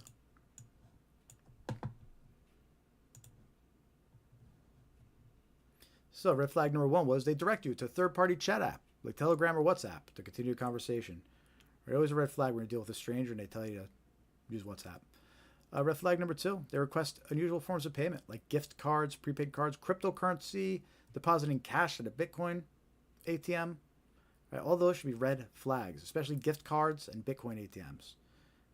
All red flags. Scammers like getting paid that way because they know it's very hard to get those funds back once they have them. Red flag number 3, they ask you to provide a code that was sent to their phone, sent to your phone by them.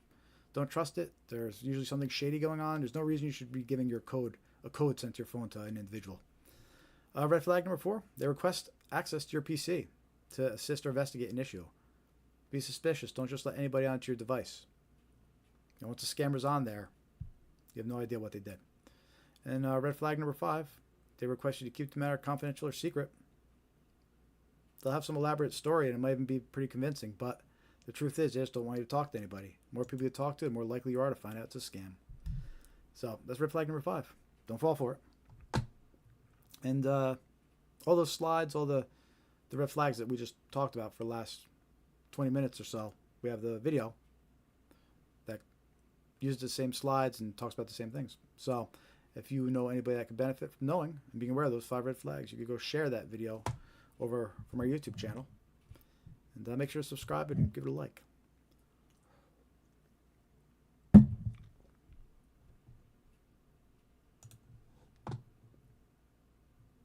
How are we all doing this evening? If you're just joining, welcome to the live stream. I'm Jared with Scamware 101, and we do this live stream every week to spread awareness of common scams so you can protect yourself and protect your loved ones from becoming a victim. All scams we talk about are scams that target individuals, ordinary folks like you and me. They can come across in your day-to-day life and are important to be aware of. These scams try to take everything you have. Again, so all important to be aware of. That's why we do this. So hit that like button, give us a follow, say hi in the chat, let us know you're watching. We want to hear from you.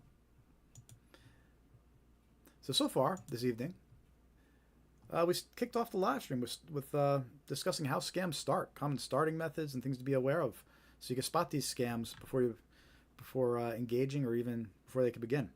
Right, all important to know. Hi Nigella, welcome to the live stream. Good to see you. Always good to see you.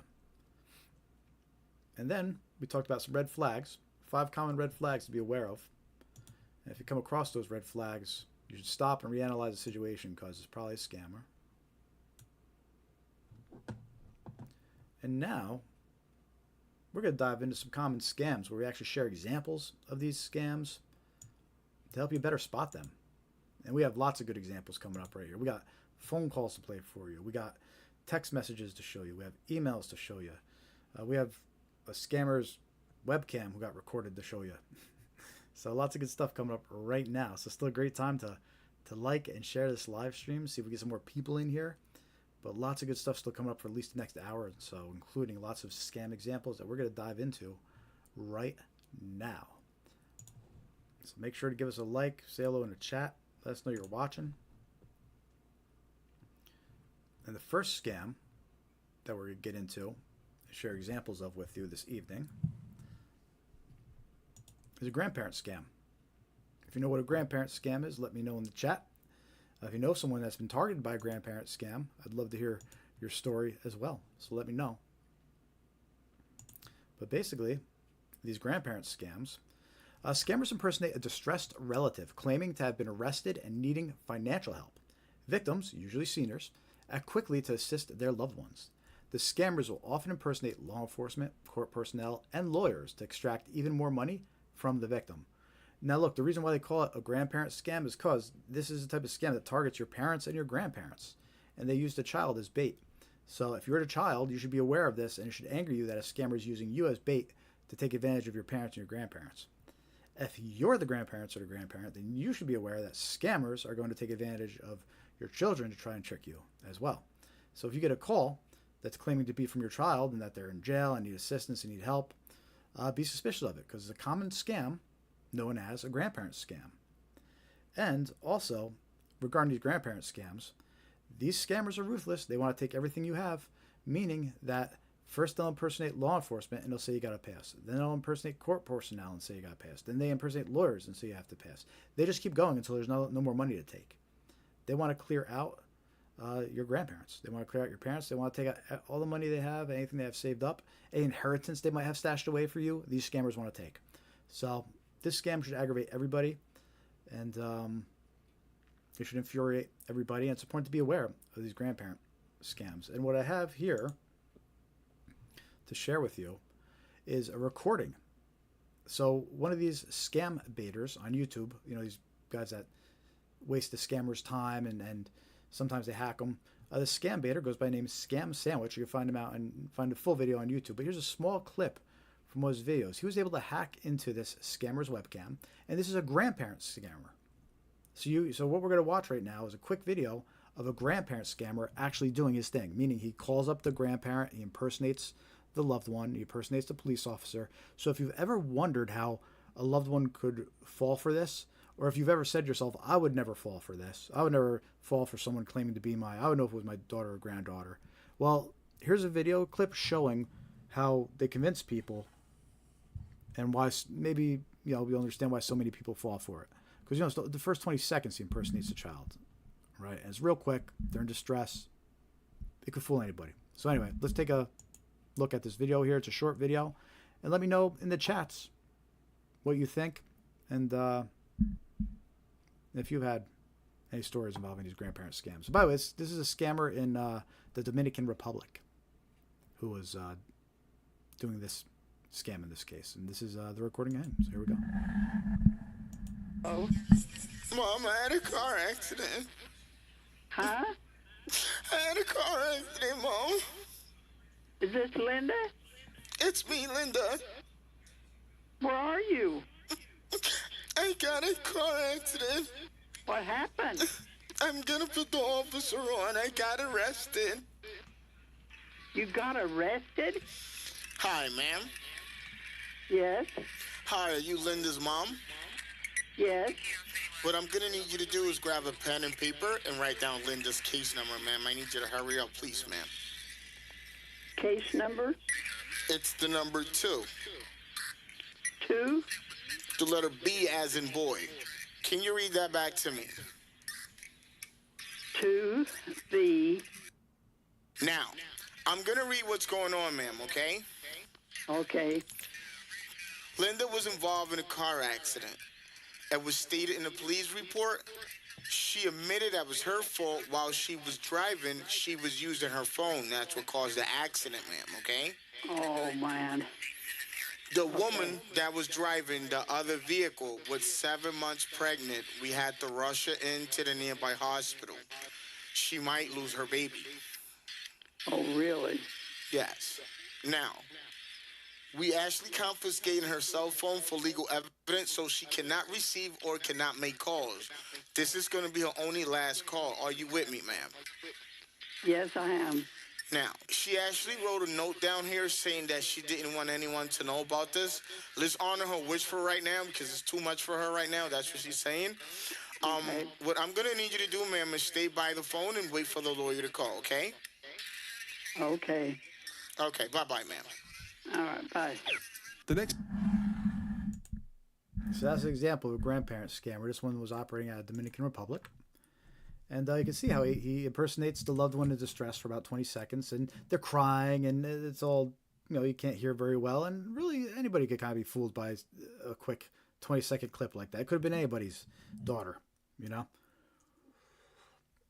in 20 seconds, and he switches over real quick to impersonating a police officer. He's got police chatter in the background, like he's playing recordings of the police scanners in the background to sound more legitimate.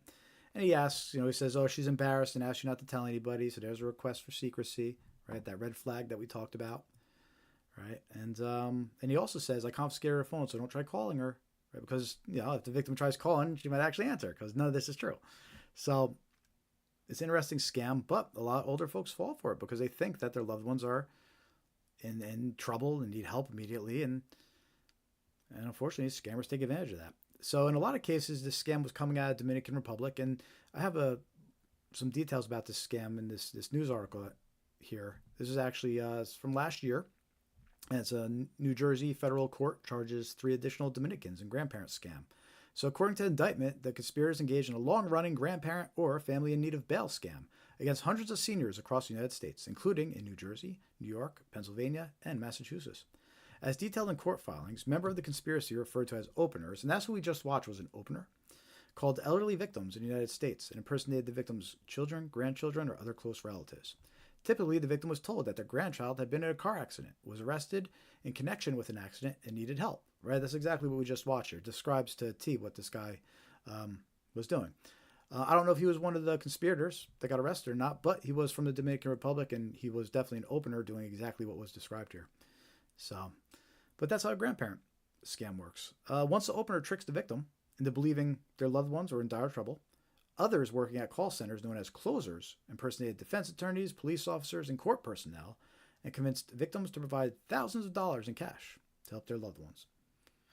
All right, so important to be aware of those grandparent scams. These scammers, they work in teams. They're good at what they do. They're convincing. And, make sure your loved ones are aware of this scam. Your parents, your grandparents. Right, if you're the parents or the grandparents, you be aware of it in case you get some random call like this. Ask them where they're calling from, then hang up and call back through official channels. But don't trust the number on caller ID. Don't trust any contact information that caller might give you. All important to be aware of. How are you all doing tonight? Hit like if you haven't yet. Next scam we're going to talk about, fake order scams.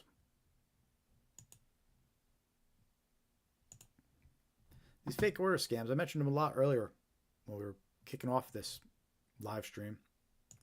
And the reason why it's so important to be aware of these fake order scams is we're actually being targeted from all directions. We're getting targeted over the phone. We're being targeted through text message. We're being targeted through email by these fake order scams or fake purchase scams. And how they work is basically victims receive a fake notification. Then an order was made under their account. When the victim calls to dispute the fake order, a scammer impersonates customer support and attempts to steal personal and financial information. Right? So you might get a text message saying an iPhone was purchased. Call this number to dispute it. And someone might freak out. They get that message and I didn't purchase an iPhone. They call the number. They don't realize they're calling a scammer. Right? And we get emails that use this trick. We get text messages that use this trick. We get phone calls and voicemails that use this trick. That's why you can never trust the contact information that's provided in an unsolicited contact. And we're going to dive into this one a little bit more here because this one's really important to be aware of. We have some examples we're going to share of this one right now. Starting off with this text message right here. So it's impersonating Apple. The victim gets a random text message. It looks like it's from Apple, and it says your Apple Pay was used for a purchase for $143. And then it says, call this number to cancel the charge. Right, so it's an example of a fake order notification. There wasn't a $143 charge. This is fake. But what the idea is, you get a text message like this. Oh my God, I didn't spend $143. And then you call back the fake number. You call back the fake number, the scammer answers. And this is an example of a fake order scam. This is a text message version. So you get this text message, it's all scam. Trying to trick you into call that number. And the thing that's tricky about these fake order scams is they could claim to be anybody. They could claim to be with any vendor, anything was purchased. So you just have to be on alert for any type of notification that's claiming you're making a purchase. So in this case, you wouldn't call a number back. Instead, if you were concerned it was real, you would go check your Apple account. But don't call a number back. Don't click any links in the text message. So that's the text message version to be aware of. But like I said, we're being targeted from all directions when it comes to these, right? So let's talk about the phone version. And by the way, let me know if you received any of these phone calls that we're about ready to play for you, because these are currently circulating and they're constantly being reported to me. We did videos about this scam, this fake order scam. We included these phone clips that we're about to play for you. And people have been leaving comments. Just a few days ago, someone left a comment confirming they received this phone call. So this one's still circulating. It's important to be aware of this. So this is our first example of a fake order scam phone call. It's going to impersonate Amazon. It's going to say you purchased a MacBook Pro.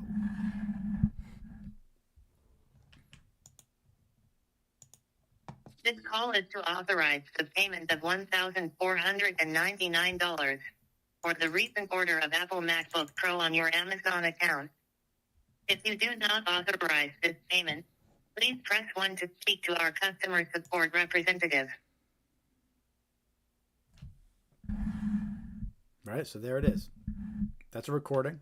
And the idea is that you answer the phone, you hear that recording, you say, I didn't purchase a $1,400 MacBook, I better press 1. But that's how a scam works. If you press 1, you get connected to a scammer.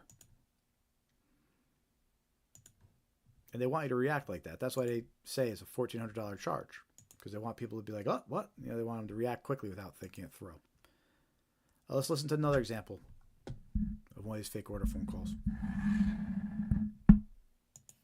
We are trying to contact you concerning an unverified purchase of PlayStation 5 Special Edition bundled with Pulse 3D headset being ordered from your Walmart account for an amount of $859.50.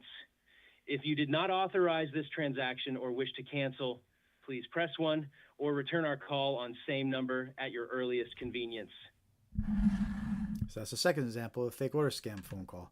And you notice how that one said call number on your screen it's referring to? That's always a big red flag. When they don't leave a real number to call back, or they tell you to call back the number on your screen, that's always a big red flag that it's a scam phone call. But anyway, so in this example, it said it was Walmart and that you purchased a PlayStation. And they're trying to trick you into calling back and dealing with a scammer. Many different variations of this scam.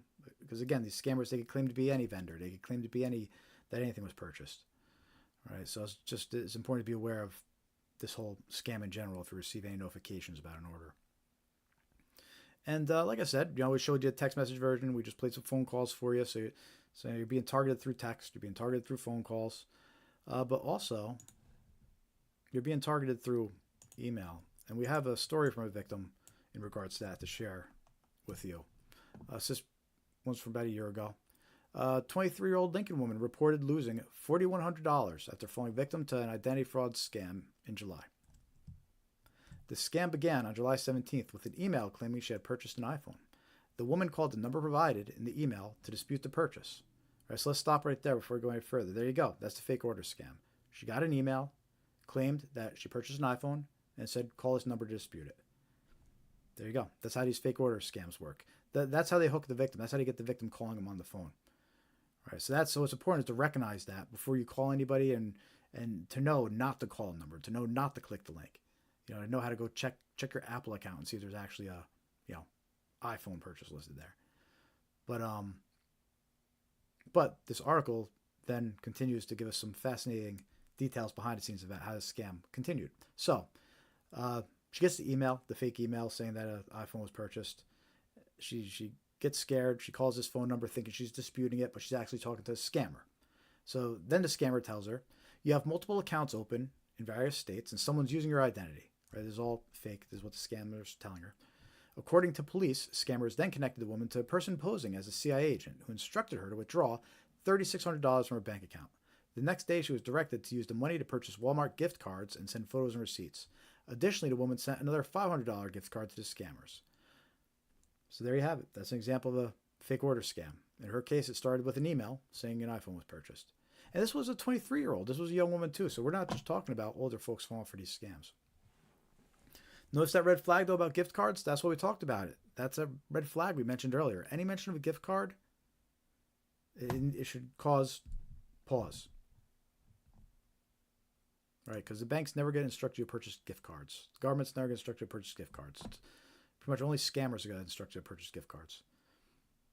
So it's a big red flag to be aware of.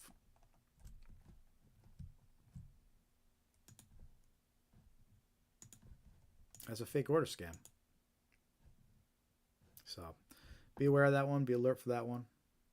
Let me know in the chat if you've been targeted with that recently. Want to hear your stories. It's all about spreading awareness,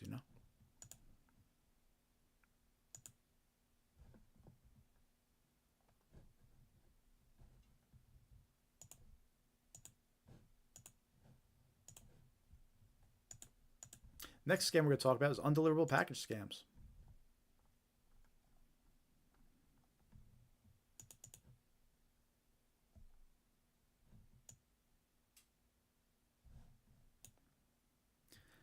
This scam is important to be aware of towards the end of the year and as the holiday days approaches. We're starting to get more reports of them, this scam too. So now's the time of year to be aware of it. It happens all year round, but these undeliverable package scams, they always pick up during the holidays and towards the end of the year because there's so many packages being sent and received, right? So they know more people are likely to fall for this scam. And basically how it works is victims receive a fake notification about an undeliverable package. Usually it's a text message, and it contains a link to resolve. The link opens a fake website impersonating UPS, FedEx, or USPS, and any personal or financial details provided are stolen by the scammers. There never was a package. Let me know in the chat if you've been targeted with this scam before. But we have some examples to share with you.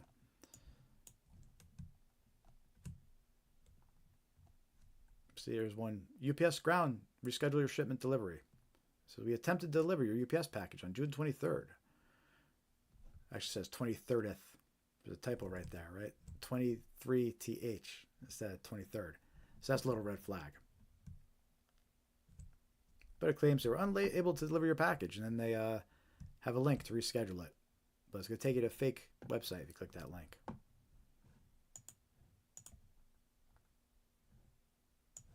Another example, a scammer started a group text, and they named it USPS.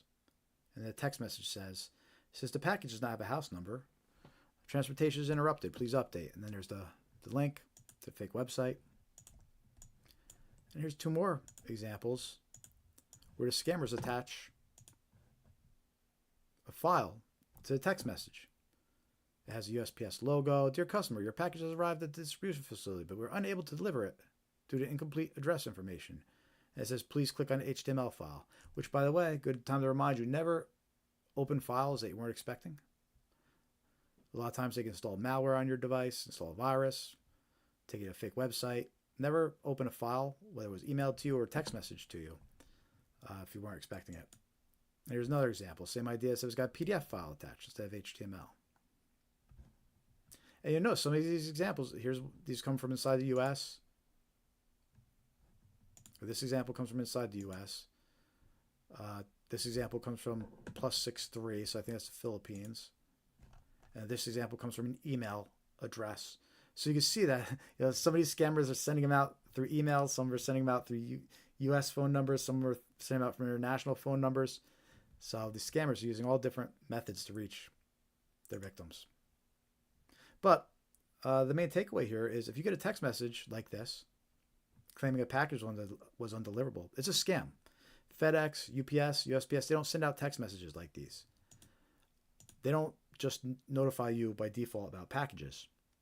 You'd actually have to be tracking a specific package and request updates on it. And even in that case, they wouldn't send you updates like this telling you to pay for redelivery. So don't trust any text message you get claiming a package can't be delivered. It's a scam.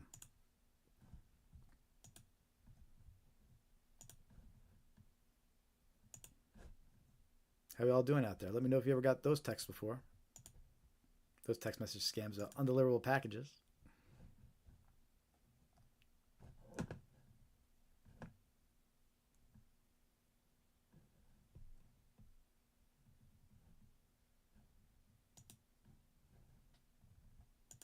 Next scam we're going to talk about.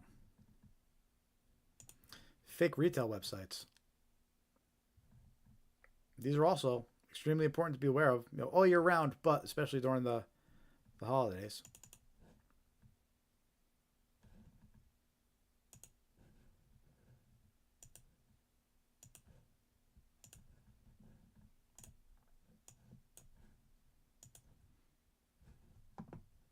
Let me know in the chat if you've encountered these too. But fake retail website scams. So scammers create fake websites to sell products that are never delivered. Victims are lured in by unbeatable deals and lose money once they pay. These scams often target holiday shoppers or those seeking trending items. Hey, who saw the South Park episode last night with all the Labubus? It was a great episode, but there you go, Labubus. There's lots of fake retail websites right now offering these fake Labubus if you even get them delivered to you.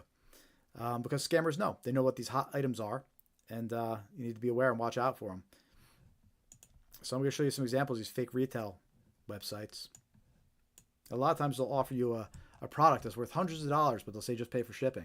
So you can see in this example here, this is actually from last year during Black Friday. You can see the fake banner across the top of the screen. But they were offering a pair of headphones valued at $175, just pay for shipping. Too good to be true, right? We mentioned that earlier. You can't trust too good to be true offers. And this is an example of one of those. Any information entered in this website will get stolen by the scammer. Here's another one offering a portable heater valued at $175. And it says just pay $8 for shipping. Too good to be true, and it's a scam, right?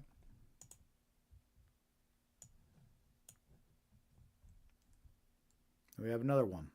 This one offers wireless earbuds, which is a hot item. This is valued at $175, but just pay shipping, $869. It's a scam. Any information provided be stolen by these scammers. And you can end up on these fake retail websites in many different ways, right? You can start off with like an email, a fake email offer that says, free earbuds, click here, and it takes you to this fake website. You might get an ad on social media that pops up saying free earbuds, click here and takes this website. Or maybe you're searching for wireless earbuds for the holidays or to buy for yourself, and you get a website sponsored listing that comes back and says click here for free earbuds. Right? All different ways you could end up on these fake retail websites. Banner advertisements. You could be on a website that's trustworthy that you use all the time, and maybe an advertisement pops up on their site. Because these scammers, they buy advertisements. So you always have to be aware of these fake retail websites. You should try to purchase only from trusted websites that you've used before or know are legit from big retail names. You always check reviews if you're using a kind of no-name website that you never ordered from before. And definitely do your due diligence, researching offers that seem too good to be true. Like free earbuds. They're valued at $175. You really think they're places giving away free earbuds like that? So be suspicious. Scams extremely common. You're going to see a lot more of them during the holidays, for trending items, Labubus. So watch out for these fake retail website scams.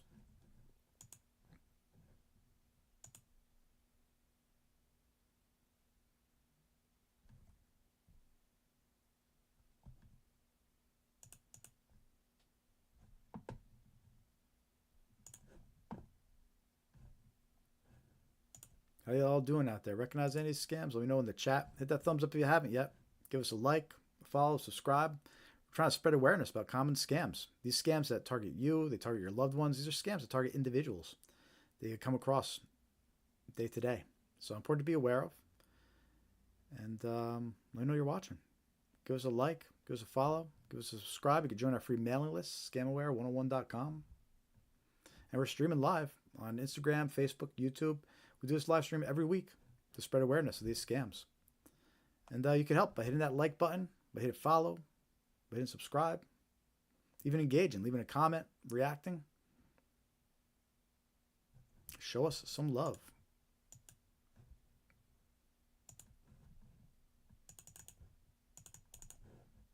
Next scam we're going to talk about is a fake gift card received scam. This would be the email version. Basically, it's when victims receive an email notification that they received a gift card. When the victim attempts to activate the gift card by clicking a link, malware is installed on their device, or a fake website is opened to steal personal information. Here's an example of what that might look like. You might get an email that looks like it's from Venmo. It says your $50 gift card is here. And it says your company has given you an employee rewards card. Activate your card today. Right, but if you click that link, it's going to take you to a fake website, steals your information, installs malware. So what you want to do in this situation is you receive any kind of notification about a gift card, reach out to the person supposedly from. Like in this case, you would reach out to your employer and say, hey, did you send me an employee rewards card? Or if it says it's from a family member or a friend, reach out to them first and say, hey, you sent me this gift card. You're going to want to say thank you anyway, right? So 2 for 1. Reach out, confirm they actually sent it to you, say thank you, and then click the link. But until you confirm it, don't just click the link. It could be anybody sending you these fake notifications. So be aware of this scam. And that goes back to the email scams we talked about.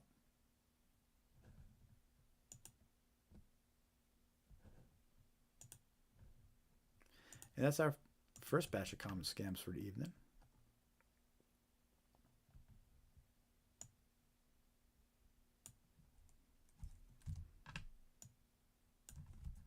How are you all doing this evening? If you're just tuning in, let me know you're watching. Say hi in the chats.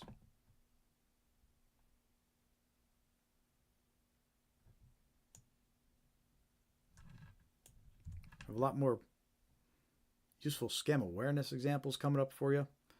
Probably go for another hour or so.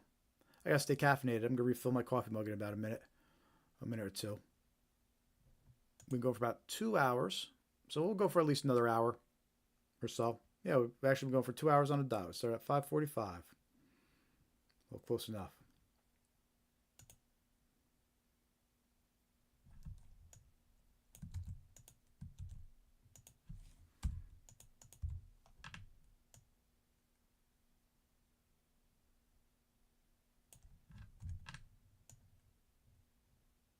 Just updating the agenda for this evening, putting this coffee break in there. And then we're going to go into some snail mail scams. We got some good snail mail scams to show you today, this evening.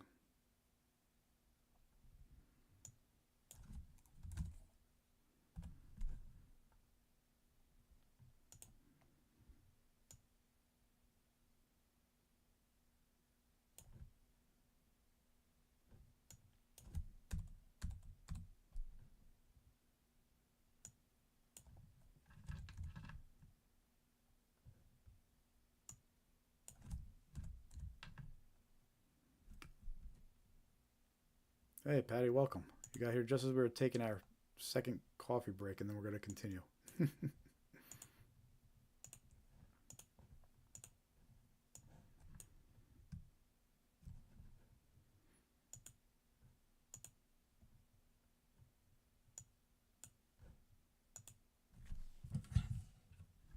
All right, cool. We're going to go take our quick 5-minute coffee break, stay caffeinated for you folks so I can give you my best.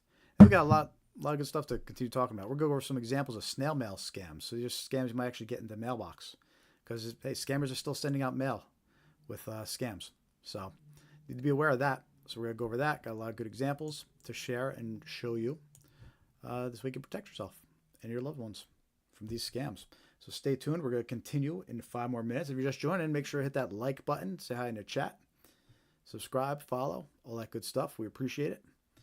And we're going to be back momentarily in 5 more minutes to continue and share some more scam awareness tips and examples for you to be aware of.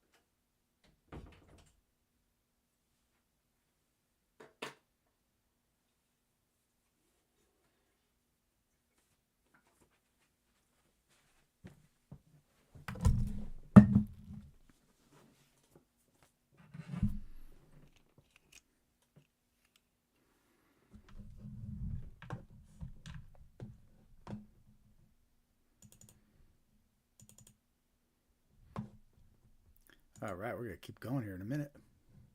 Now you check the live streams, make sure we're still going good. We're on Instagram, Facebook, YouTube. Looks like we're still going strong over there on Instagram, over there on Facebook. Cool.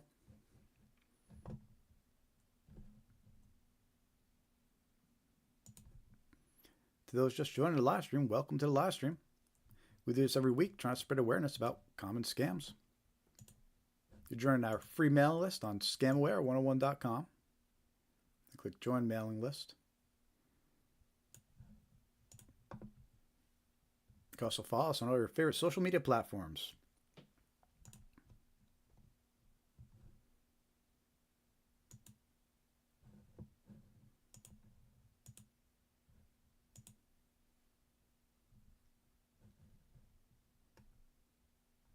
So the next batch of scams we're going to talk about is snail mail scams. I'm just getting those slides ready.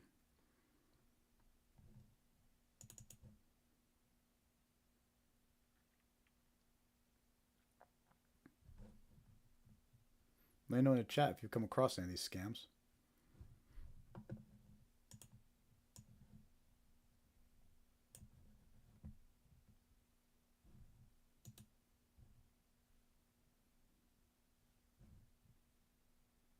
And we're probably going to wrap up in like another hour or so. Just say like 8:50. So it'll be like 3 hours and we'll wrap it up. But yeah, let's talk about these snail mail scams. Or these are scams that still come through traditional mail and arrive in your mailbox. Because the way you think scammers did before the internet. They ain't go anywhere. They're still sending out those scams. So you have to be aware of these scams that come through traditional mail. And we're going to share some examples with you this evening about those scams. And the first example is actually a free gift postcard. Right? So before we just shared a email example, right? The free gift offers. But here's an example of a snail mail scam version. And basically, you receive a physical postcard in the mail offering a free gift. When the victim attempts to activate the gift card by scanning a QR code or visiting a website, malware is installed on the device or a fake website is opened to steal personal information. So you might receive something like this in the mail. There's a postcard. And notice how it's offering the wireless Bluetooth earbuds? Right, because it's a hot item. So we saw one example earlier with a fake retail website offering that. And now we're seeing a postcard example of it too. Because again, scammers know what popular items are and how to get people's interest. So you receive this postcard in the mail, and this one has a QR code. You scan it, it takes it to a fake website. In this case, the person who reported it said it goes to a fake website that captures your personal information, your name, address, your Amazon account info, and even your credit card details. So just because it arrives in the mail doesn't mean you can trust it. And even though we're talking about snail mail scams, it is important. I don't want to take a moment and mention the QR code scams. Whether you're receiving it in mail or not, you do have to be aware of QR code scams. We know that a lot of scammers will send you a letter or a postcard with a QR code. But we talked about earlier how people find fake tickets on their windshield, fake traffic tickets. They'll have a QR code to scan. It takes them to a fake website. Or there'll be a parking meter and it has a fake QR code on it that people scan, and they end up paying the scammer, for parking. So you have to be alert for QR codes, whether received in the mail or not. But it is worth mentioning since we were talking about those types of scams. So anyway, snail mail scams. Watch out for gift cards, postcards, offering free gifts, unsolicited letters that have QR codes to scan. All suspicious. Let's talk about inheritance scams. So we mentioned earlier about the snail mail scam. This was an inheritance scam, and the letter I'm going to share with you as an example of a recent snail mail inheritance scam. But victims are contacted with claims of a large inheritance from an unknown relative. But to claim it, they must pay fees or provide personal details. That's how these inheritance scams work. And just because I'm showing you a letter version, there's email versions and phone call versions of this scam. But in this letter, you can see it has a fake letterhead. It has a law office listed up top. And you see it's dated November 29th, 2024. So this isn't even a year old yet. It was a pretty active circulating scam. And basically, the letter impersonates a law office. It says that you share the same last name as their client. Their client died 4 years ago. And you're entitled to $10.8 million inheritance because you share the same last name. This is all lies, of course. They're impersonating a law office. They're offering to facilitate the whole thing for you. And then at the end, it says, this claim requires a high level of confidentiality. All right, so there's that red flag asking for confidentiality. And what's interesting is the person this was addressed to, they made sure that in the letter, it had the deceased had the same last name. So this way, whoever the letter was sent to, they made sure the last name matched whoever was mentioned in the letter. The fake deceased relative. But a quick Google search returns plenty of people reporting the same letter. The only difference is last name got swapped out. And it's important to be aware of this type of scam. Because the way it works is they'll tell you that you have to pay fees and taxes to receive the inheritance. Right? So here they are saying you're entitled to a $10.8 million inheritance. So, think about what the fees and taxes on that could be. Probably a couple $1 million at least, right? So these scammers trick their victims into paying a huge amount of money for fees and taxes on an inheritance that doesn't exist, that they're never going to receive. So that's how this scam works. So you get a letter like this, be suspicious. Just because it arrived, in your mailbox to your home, has your name on it, that doesn't mean you can trust it. So that's an inheritance scam, and that's an example of a snail mail scam to be aware of. And again, just because we're showing you a snail mail version, there's plenty of email versions of this scam too. So it's important to be aware of it all around.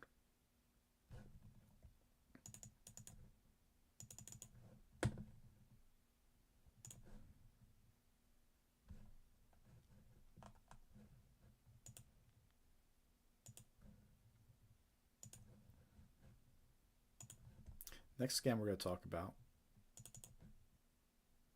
A lot of times is referred to as a secret survey scam, but really it's a mystery shopper scam. And again, we're talking about snail mail scams, right? So basically how it works is you receive this letter, and it looks like it's from Walgreens or CVS, and it says, congratulations, you've been selected as a secret survey shopper. Here's your assignment, right? And the thing that's unique about this letter is it includes a check. So inside the envelope, it'll have a check with it.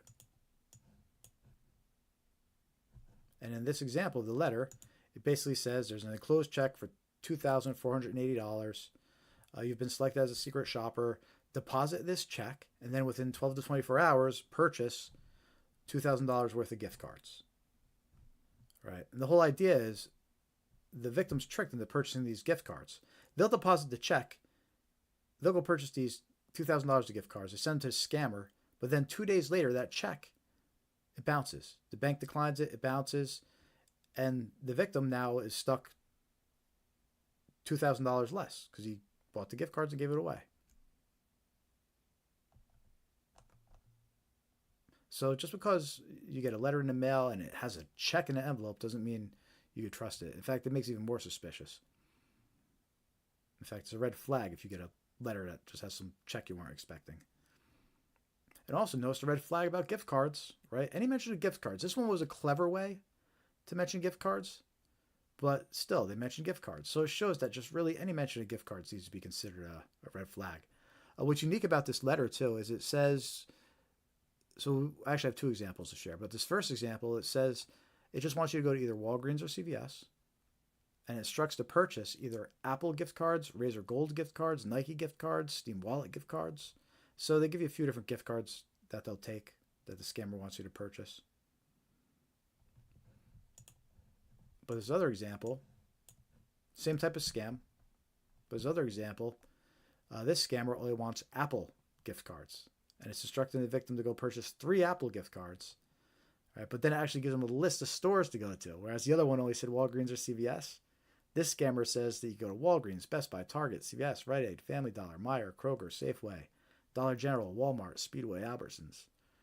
All right, so this scammer doesn't mind what store you go to as long as you get them Apple gift cards.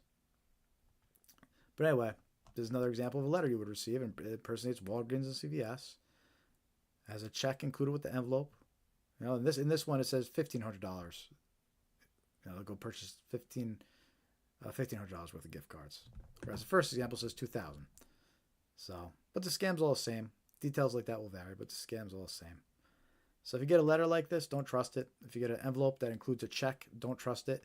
And by the way, after that check bounces and you're left $2,000 broke, the bank will hit you with like a $35 fee for depositing a bad check too. So just keep that in mind. Just to add insult to injury. So hey, watch out for those secret survey check scams. They're out there. People are reporting them. We did a video about this too on our YouTube channel. And we're still getting recent comments from people confirming they received letters like this. So be aware of this one. All the scams I'm talking about this evening, they're all active scams currently circulating, all important to be aware of.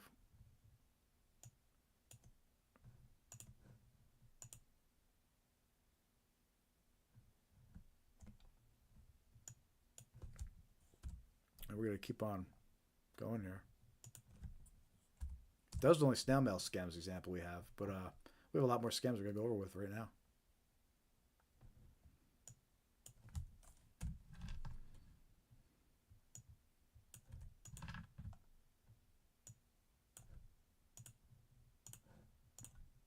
How are we all doing tonight? Let me know you're watching. So we got a few people in the YouTube chat, which is awesome. It's always good to see people in the YouTube chat. A little quiet over on the Instagram and Facebook side. I don't know why it's hit or miss over there. Sometimes out of nowhere, it's like 300 people are watching, then it's like 1. So, I don't know. If you're watching on Facebook, let me know. Maybe the counter's not right. Maybe it's funky. But regardless, if you're just joining, make sure to hit that thumbs up. Give us a like. Show some support. And we're just trying to spread awareness about common scams. And one of the ways we do that is through these live streams.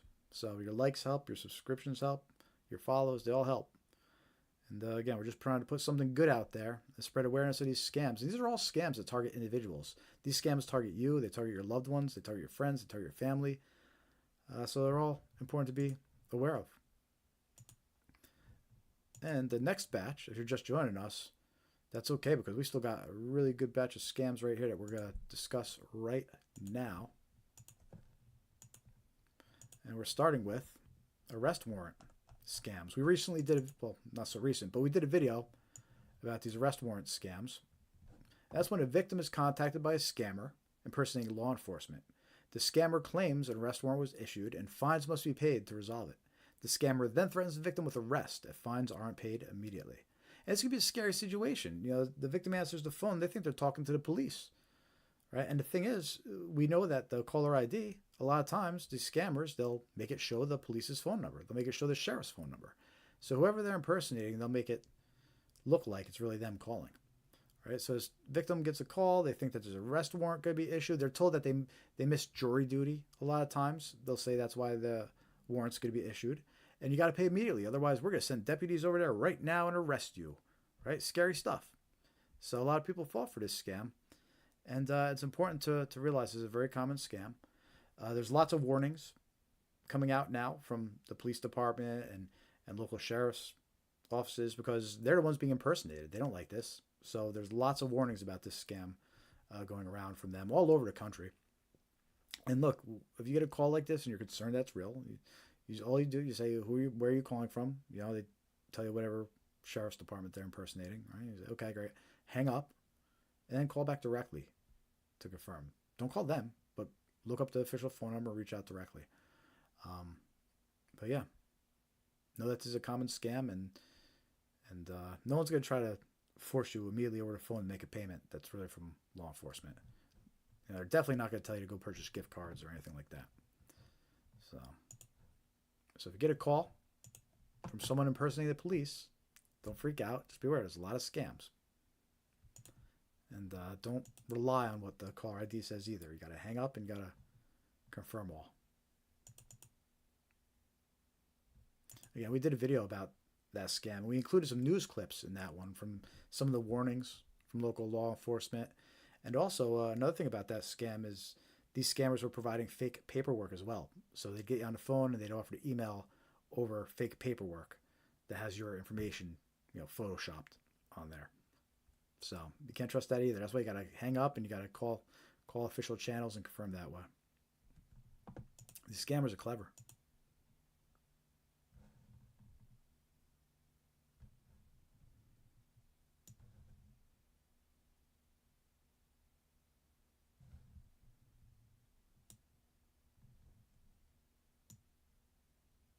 Ooh, I just got a notification that the chat disconnected and then reconnected. Interesting. Well, let me know if the stream got impacted. Looks like it's still good over here.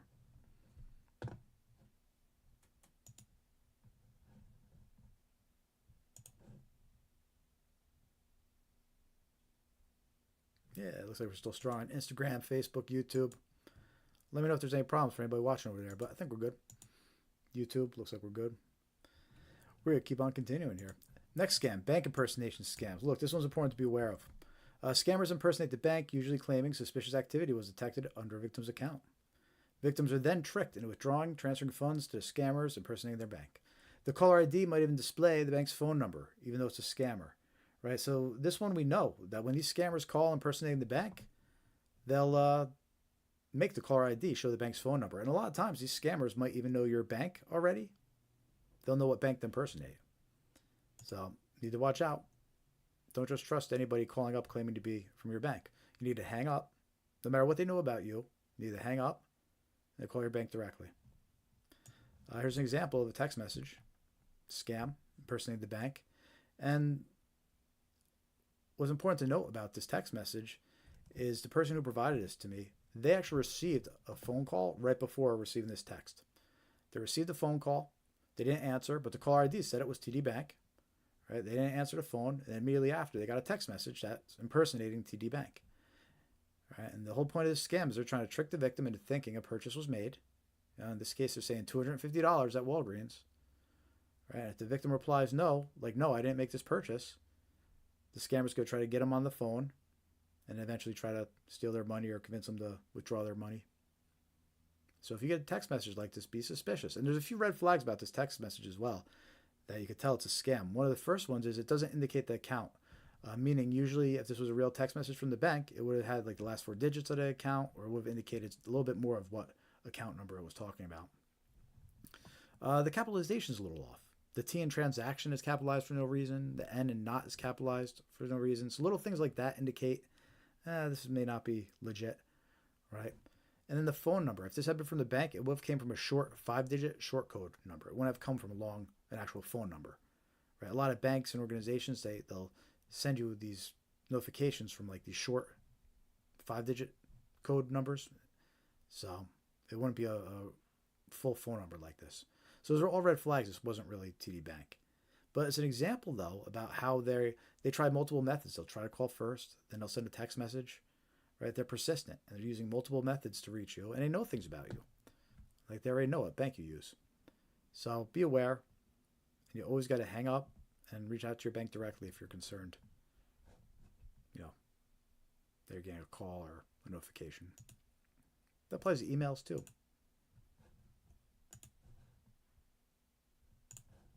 All right, let me know in the chat if you received any type of scams like that.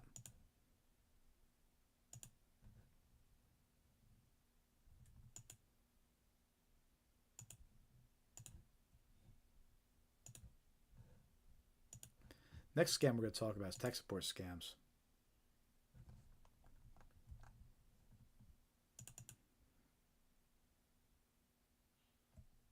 This one's important, definitely important to be aware of. A lot of older folks actually fall victim to this scam. So important to be aware of this one. These scammers are ruthless. They try to take everything you got, like a lot of these scams. But how these tech support scams work is a lot of times they're kicked off by a fake virus alert. And everybody's susceptible to receiving this alert. It doesn't matter if you're on your computer or your phone or your Apple device or your Windows laptop. It doesn't matter. If you're browsing the internet, you could get one of these fake pop-ups.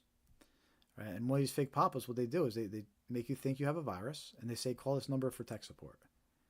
And if you call that number, you're connected to a scammer. Right? So a lot of times, these tech support scams, they get kicked off with a fake alert. Sometimes scammers will actually call you over the phone and they'll impersonate Microsoft or someone, and they'll say we detected a problem. But a lot of times, these get kicked off from fake virus alerts that you'll get while you're browsing the internet. So if you get any fake pop-ups, you need to be suspicious of those. And we have a bunch of examples here to share with you. This first one impersonates McAfee antivirus, right? So you're browsing the internet, minding your own business, then boom, you get a big scary alert like this. Red, your PC's infected. It's got the McAfee logo. Right? It says call McAfee helpline immediately. But the big red flag is it has a phone number to call. A real virus alert won't have a phone number to call. So that's important to remember. Right? But this is a scam. If you call that number, you'll be connected to a scammer. And this is when they say, yeah, sure, I can help you. Let me access your device. And they get onto your device. They steal all your banking info. It's not good. This next example, it impersonates Norton by Symantec. Again, big and scary. Threats detected in red. Right? System critically infected. It says to call the support helpline. But if you call that number, you're connected to scammers. Because it's important to recognize, too, these scammers, they're sitting in a call center waiting for you to call, right? They're dealing with people falling for these scams all day long. It's their job. So you'll call, they'll impersonate tech support. They'll be very convincing, but it's a scam. Another example, this one impersonates Windows Defender. And it's pretty legit looking. It's got the Microsoft logo, the Windows Defender logo. The capitalization is off. It's got a capital S over here. So that's a little indicator that it's off, the capital S in Microsoft. But for most part, it looks pretty legit, right? This is contact Windows support. If you call that number, you get connected to a scammer. So it's important to be aware of these tech support scams. I mentioned earlier that everybody's susceptible to this scam. It doesn't matter if you're on an Apple device or Windows device.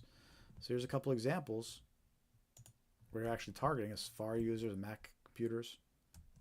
Right? Virus found. Your Mac computer has 13 infections. Please call tech support as soon as possible. But if you call that number, it's a scam. And again, that's how you know this is 100% a scam. A real virus alert wouldn't have a tech support phone number to call. Another fake alert It's got the Apple Care logo. Warning, macOS is infected with viruses and other malicious applications. All right. That says call Apple support. It's a fake number. If you call, you're actually calling scammers. Here's one more, impersonating Apple. It's got the Apple logo there. Call Apple helpline. Right, if you call, you can connect to the scammer. So you need to watch out for these fake pop-ups, these fake virus alerts. Because it's a way that scammers trick you into calling them. And it's known as a tech support scam. We see that a lot.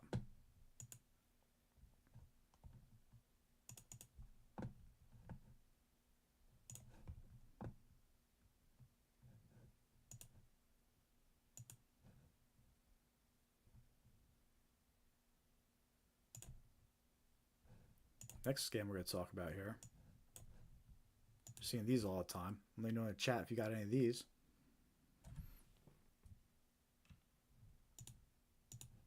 Road toll scams. That's when these scammers, they impersonate road toll services like Easy Pass, SunPass, Fast Track, and they claim that an unpaid toll is due or that a ticket is due. This one kind of evolved, so keep that one in mind too. But they claim an unpaid toll is due, and they usually contain a link to click. Right? But if you click that link, you're taken to a fake website that steals any information you provide. The payment details, personal details. There never was an unpaid toll due. Right? And this scam's been going around for so long now, for like a year. And I'm sure most of the viewers have probably seen this scam. But a year ago, it was impersonating Peach Pass, Good to Go, Drive Easy Maryland, Easy Pass, North Carolina Quick Pass, SunPass, Fast Track, North Texas Tollway Authority, right? But since then, it's evolved and it impersonates so many more Department of Transportations and all these different states. Now it impersonates a DMV. It just makes up authorities like Toll Enforcement Authority. So there's so many different variations of this unpaid toll text message going out now. At the end of the day, if you get any text message that claims you owe money for a toll, don't trust it. Go check out your account directly. Don't click any links. Don't call any phone numbers. There's so many different examples. This one on the screen right now is a text message that says, pay your toll in Florida by January 22nd in order to avoid excessive late fees and potential legal action. Right, so scary stuff. There's a link to the fake website. Here's another one. Impersonates Easy Drive, Massachusetts. Reminder, your bill for $6.99 is due soon. Please visit. There's a link to the fake website.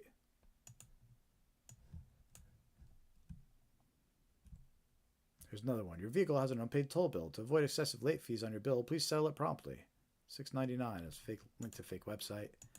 Here's one that just has an attachment. It doesn't say anything. It just comes with an attachment. And remember what we said about attachments. Don't ever open unsolicited attachments you weren't expecting, right? Because we'll open it so you don't have to. If you opened it, that's what this attachment would have looked like. Toll violation notice. This is a whole letter saying you owe $9. This is pay now. Links to fake website. So let's say you did click on the link. It might take you to a website that looks like this. Pay an invoice or violation. Right, this one impersonates Good to Go, Washington State Department of Transportation, the Good to Go service. It looks legit, but it's not. This is a fake website. It's got their logo, their colors, right? But if you click payment, it takes you to enter your credit card details, and the scammer gets them, steals it. So you can't trust these text messages claiming you have an unpaid toll due or a unpaid traffic ticket due.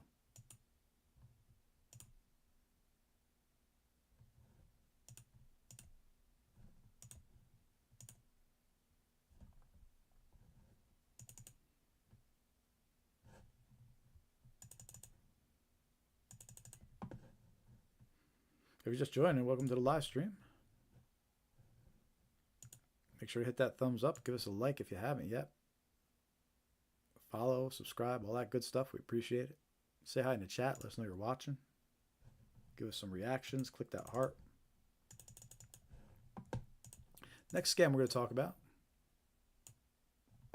Wrong number scams. So scammers reach new victims by sending text messages to random phone numbers. When someone replies wrong number, the scammer attempts to continue the conversation and build a trust with the victim. As trust is gained, this type of scam evolves into a romance or pig butchering scam that ultimately steals money from the trusting victim. right? So these wrong number scams. You ever wondered why you get so many text messages from wrong numbers? It's because it's a scam, right? So these scammers, they just send out text messages. They could be anything. They could say hello or just have a fake name, or you say hi Emma, or hi Anna, or hey Josie. It could really literally say anything. And the whole point of these random messages is just to get someone to respond saying, who is this? A wrong number, right? Because they're trying to verify your number's real, first of all, or that you're on the other end. So they're going to send you more texts. But what's going to happen is this scam's going to evolve. They're going to try to gain your friendship now, right? So the whole idea is they just want you to reply. And here's how some of these conversations might go, right? This person gets a text out of nowhere. It says, have a cup of coffee together. Replies back, who is this? Rightfully so. Well, that's what the scammer wanted. Right? Person replies back, I thought it was my friend Laura. I'm Zoe. Yeah, wrong number.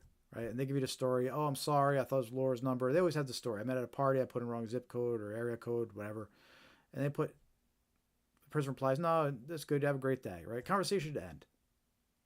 Right? It's been established as a wrong phone number. Conversation to end at that point. But because it's a scam, this scammer's going to keep replying. They're going to say, thank you for kindness. I realized I entered the wrong area code. Where are you from? And they're going to start asking about you. You're going to ask where you're from. They're asking your age. There's another one. Get a random message. I'm Margaret. You Lillian. The person replies, no, I'm Izzy. I'm really sorry. I think I made a mistake between your number and Lillian's number.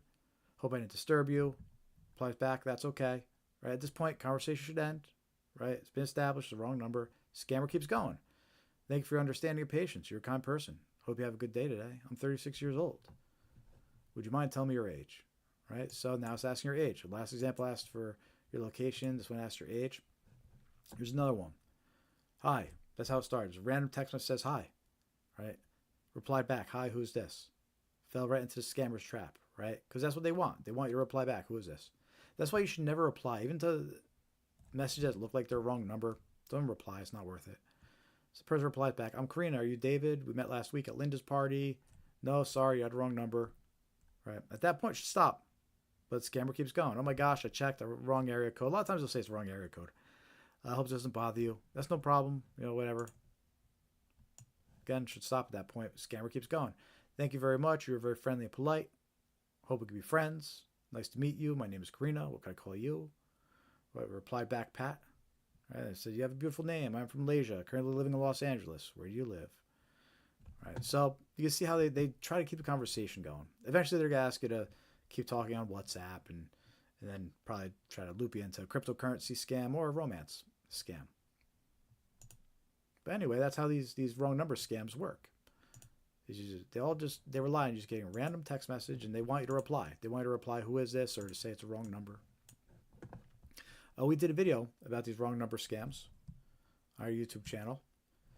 And it's actually our most viewed video. We just broke 100,000 views a week or two ago, which was amazing, a couple weeks ago. So the first video hit 100,000 views, amazing. So that was awesome. But one of the examples we share in the video is this example right here. It starts with a random text message. Hi, Byron, I'm Jane. And it actually includes a picture with it. So it's important to keep that in mind. These scammers, they'll include a picture and they'll include other things to try and get you more convinced they're talking to someone. And what's interesting about this example is the text message came in at 1:58 p.m. And we didn't reply. There was no answer, right? 4 hours later on the dot, here's a follow-up text. Have you gotten the pictures I sent? Right, so at 5:58 p.m. Right? So what's important to recognize is this isn't even a real person at the other end. This is a bot. This is a bot that's programmed to send the same text message out to hundreds of thousands of people a day. Right? If nobody replies, if people don't reply after 4 hours, it sends a follow-up. Have you gotten the pictures I sent? Right? So it's a bot. It's programmed to gather this information about you. It asks you where you're located and your age. And eventually it'll connect to a real scammer. But it's all automated at first. And they're trying to hook you. So don't fall for these text messages, even though if there's a picture of a pretty girl attached. Don't fall for it. Don't go replying, guys. It's not worth it. Be aware of it. So wrong number scams, watch out.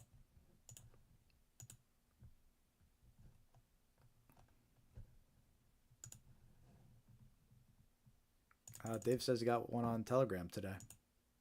There you go. He said that his wife gets the unpaid road toll ones a lot, the traffic when she doesn't drive. Yep.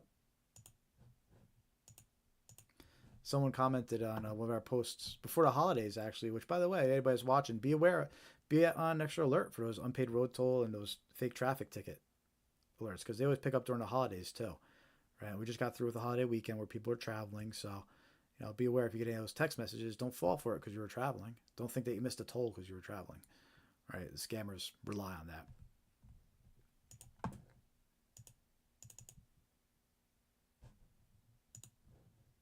Next scam we're going to talk about here is employment scams. And these are examples of some text messages you might get. A lot of times those claim to be from a recruitment center. See, in this example, they claim to be with the TikTok Recruitment Center. We're hiring 3,000 backup talents. They said you can make $15,000 a month only working an hour a day. Wouldn't that be great? But it's a scam. Don't reply. Here's another example. Hi, my name is Lisa. I'm with Recruiter at CleanSpark. She said several recruiting firms recommended your resume. So someone who has a resume out might get tricked by this, right? But it's important to recognize this isn't the way that you would be contacted. And also, at the end of all these examples, they give a WhatsApp number to call. So there's that red flag too. They're telling you to call WhatsApp.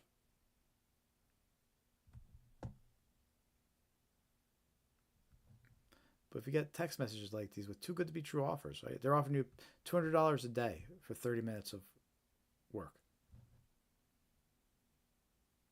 All right, too good to be true. Here's one more example. This one impersonates Timu.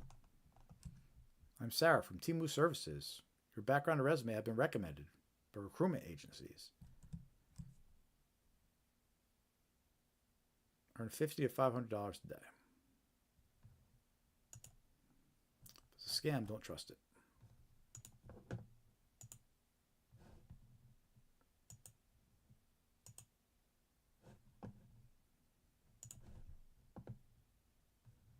Let me know in the chat if you received any of those scams. I know they're pretty common.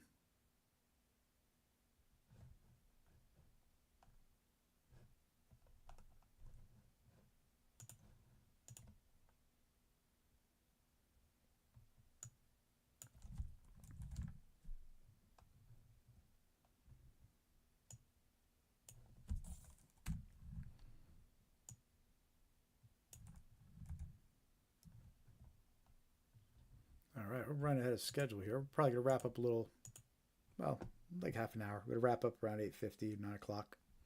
Still got about 30 minutes to go here. I'm just seeing what else we should squeeze in the next 30 minutes here. It's a pretty quiet night. I'll just jump to the, let me jump to the last scams right there. So we're going to continue with more scam examples here.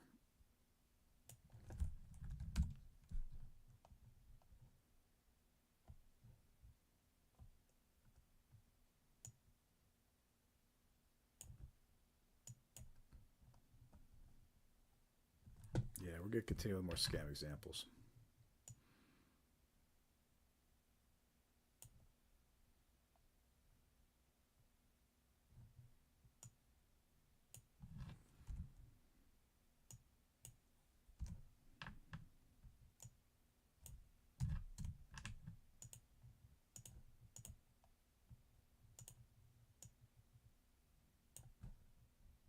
All right, cool.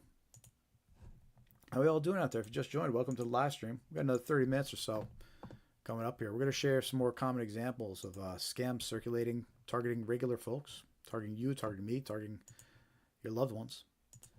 All important scams to be aware of and actively circulating now as we speak. So that's our goal here, spread awareness about these scams. We do this live stream every week, so please follow, like, subscribe, hit that thumbs up, say hi in the chat. It all helps get the content out there a little bit more. So we appreciate it. You can also help out financially. ScamAware101.com/donate. Scan the QR code on your screen too. We appreciate that. Any donations, always welcome. There's a donate link at the bottom of our website. You can click. Also, we have super thanks and memberships enabled on YouTube as well now. So if you want to help out that way, we'll take it. Let's continue with some common scams to be aware of here. And next one we're going to talk about, government impersonation scams are extremely important to be aware of. And the first one, that we're going to talk about is Social Security impersonation scams. And there's a few different versions of these types of impersonation scams that you need to be aware of, right? So first one is scammers impersonate Social Security officials and claim there are problems with your number or benefits. A lot of times they'll reach out to you over the phone and claim they're from Social Security and there's an issue, or you'll get an email that claims there's an issue, and they'll threaten action unless you make immediate payment or provide payment information to them, right? So you need to watch out for that. You get phone calls from people claiming to be for Social Security. Be suspicious, especially when they start demanding payment, right? But there's another version of this scam where you'll get an email where it might claim to be a statement or a notice from Social Security with a link to download it. And that's a scam too. So you have to be suspicious of anything like that. And I'm going to share an example of one of those scams with you right now. And what's concerning is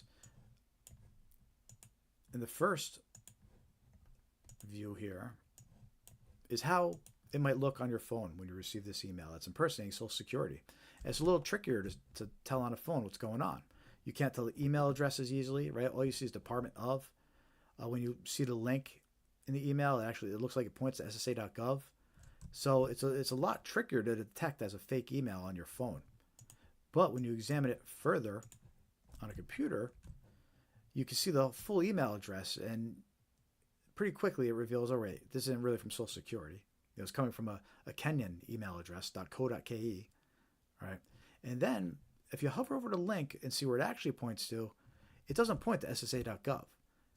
The scammer tries to make it look like it does, but it actually points to some random website that you can tell if you hover the mouse over. But it's much harder to tell that on a phone. So it's important to be aware of this type of scam. Now, if you click that link, you'll be taken to a fake website that's probably going to install a virus on your device. And they're impersonating Social Security. The email claims, to see your statement, please download the file from this link. We hope you find your new statement useful and informative. Thank you for using Social Security Administration's services. Right, so this is a Social Security scam that's coming in through an email. They're trying to claim it's an update about your account. It's a statement. But they're just trying to trick you into clicking that link and getting infected.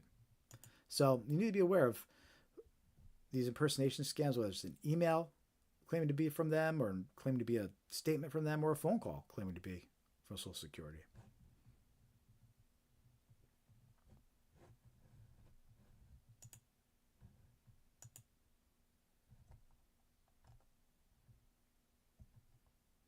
In fact, one more thing about Social Security scams before we talk about the IRS scams next. Here's an actual picture of what an envelope from Social Security looks like. This is a real envelope from Social Security.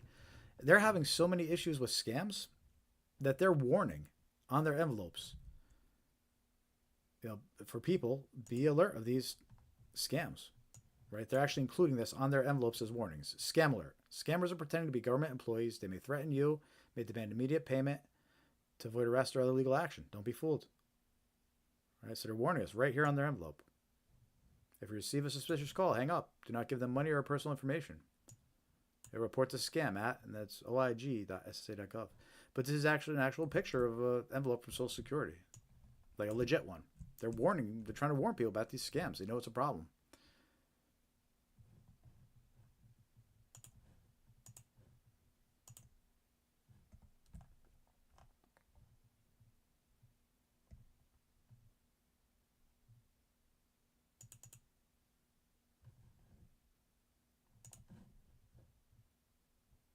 How are we all doing out there? Let me know you're watching. If you're just joining, hit that thumbs up. Give us a like. Say hi in the chat. Lots of good stuff. Spreading awareness about common scams here.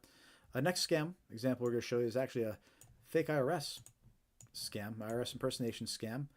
And you need to be aware of these all year round. They pick up during tax season, but they're active all year round. So we're very similar to Social Security scams. You need to be aware of phone calls of people impersonating the IRS, claiming to be with the IRS. A lot of times they'll threaten you over the phone. They say you owe back tax. You got to pay immediately. Right? But look, the IRS is aware of scams, though. They should have no problem with you hanging up and confirming. Right? But these scammers, they're going to try to keep you on the phone. They're going to try to scare you. They're going to try to force you to pay immediately. Right? So you always have to be suspicious of anybody calling up impersonating the IRS. Also, you have to be alert for any text messages that claim to be from the IRS. And in this example here, this text message claims to be from the IRS, and it claims you're eligible to receive a $1,400 economic impact payment. Right? And it says, please provide your personal information, and we'll deposit the amount into your bank account. It has a link to click. Right? But it's going to take you to a fake website that steals your bank information. And this example that you see right here on the screen, this text message impersonating the Internal Revenue Service, this is actually provided by the IRS this year. They warned everybody about this text message that was circulating this year. They said there's no $1,400 economic impact payment. If there was, they wouldn't send text messages like these. So if you get a text message like this, it's 100% a scam. Don't trust it. Definitely don't click the link. And don't provide any information.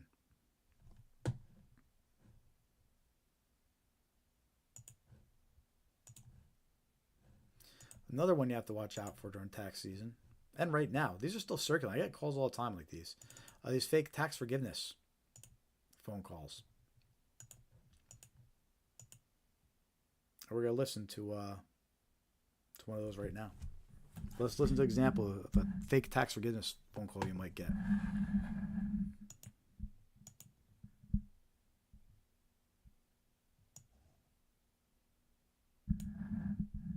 Hi, this is Lindsay Carter from the Activation Department. Give me a call back at 833-850-2527. Our records indicate you have some back taxes owed. You're now eligible to apply for them to be forgiven with the Zero Tax Balance Program. Any back owed taxes can be enrolled to be forgiven through this program. But we do need to sign up this week. Just give me a call so we can start the process. It's really quick. And I'll keep your file open here. So my number is 833-850-2527. If you've already resolved this, call back and press 2 to be removed. Can't wait to speak with you. 2. Hey, spoiler alert, she doesn't really have your file open on her desk because that was a recording. And it's a great example of how these scammers using AI now to sound more realistic. Because it sounded pretty convincing like it was a real person. But it wasn't. It's a recording. and they're saying the same thing to everybody. You know, they're saying you have back taxes owed, whether you do or not. It's the same thing. And call back this week. We can only help you this week. So they're trying to scare you into calling back immediately. Right? So all important things to be aware of. Don't trust these types of calls if you get them. If you think you got some tax issues, reach out to an accountant, a real accountant. Don't just trust phone calls, random phone calls like this.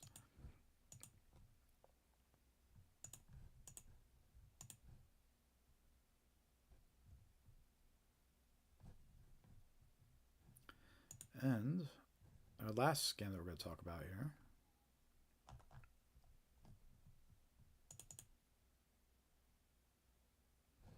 Dave says he receives several times a month. He gets those robocalls about his loan application been approved, and he never filled anything. Dude, I get those all the time too. One of these days I'm going to call him back just to see what it's all about. But yeah, it's obviously a scam. Probably to steal. They're probably like, you've been approved. What's your bank account number? We'll deposit the money. All right. That's a little scam. So this last scam we're going to talk about, I've been calling it a discount scam, but it's interesting. So basically how it works is you get a phone call impersonating your cable company, for example. The example I'm going to play for you is actually impersonating Comcast. And they tell you that your promo pricing is going to expire today by 50%. Your bill's going to go up 50%. And they leave a number for you to call back. When you call back, what they're going to try to do is they're going to tell you, well, there's another promotion going on with Target. And you have to go buy, if you pay with a Target gift card, you can keep the same price. But you have to pay it with a Target gift card. Right now, you have to go purchase a $500 gift card. Right? So the victim goes purchase a gift card. They think that they're still getting the deal that they were paying for. And they unknowingly give the gift card to a scammer, think they're giving it to their phone company. A little confusing, but the main idea is I want you to recognize these phone calls before you even end up interacting with these scammers. So let me play a phone call for you. And if you ever get a phone call like this that's impersonating your internet provider, instead of calling back the number they tell you to, if you're concerned that's real, reach out directly to your phone provider. Go look at a bill or go look up the real phone number and call them directly. But don't trust a phone number left by a call like this. So let me play an example of this phone call. And again, in my case, it impersonated Comcast, but it could impersonate anybody's provider. So here you go. Hello. This voicemail is from Comcast Xfinity. Your current 50% discount on your monthly bill will expire by the end of the day. To maintain your reduced rate, call the number on your caller ID immediately. This is your final reminder to act. Call back now. Thank you. And there was that red flag saying call back number on caller ID, right? They couldn't even leave a real phone number to call. So that's always a red flag when that happens. But yeah, if you had called back, they would then tell you, well, that promo expires, but we have a new one with Target. Go purchase a Target gift card and pay with that. And you don't realize it, but you're giving a scammer a gift card. So anyway, that's how that one works. And you bypass it all by not trusting the number that came in, right? It told you to call the number on caller ID. Don't trust the number on caller ID. Instead, call your cable company back directly, or your internet provider. So that's our last batch of scams we're talking about this evening. I actually think it's probably a good time to wrap up this live stream. You're going about 5 minutes, we're going for 3 hours, so not bad.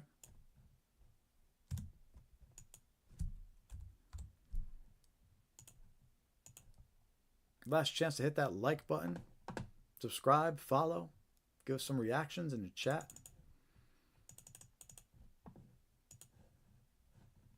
Everybody who tuned in this evening, thank you so much. Over on YouTube and Instagram and Facebook. We appreciate it. All the likes, all the follows, all the subscribers. Anybody that commented. Don't forget to join our free mailing list, scamaware101.com. Click join mailing list. Be sure to follow us on all your favorite social media, Facebook, Threads, Instagram, X, Blue Sky, YouTube. We appreciate you all. The likes and the follows really do help. And of course, you want to give us a couple bucks, super thanks, we'll take it. We have YouTube's memberships enabled and YouTube super thanks enabled, and a donate link on our website as well. So scamaware101.com/donate.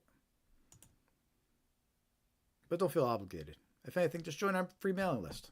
Scamaware101.com, hit join mailing list. Give us a couple follows on social media. We appreciate that too. So everything helps. And look, the whole point is to spread awareness. Check out our YouTube channel. A lot of scams we talk about this evening, we have videos for. So you can share those videos with loved ones. Keep getting the word out there, because that's what this is all about. Getting the word out there and spreading awareness to avoid getting scammed, right? So it takes a village. Anyway, that concludes this evening's live stream. Thank you so much again for everybody who attended. I appreciate you all. Tune in next week, next Thursday, 5:45 p.m. Eastern Time. Until then, stay safe.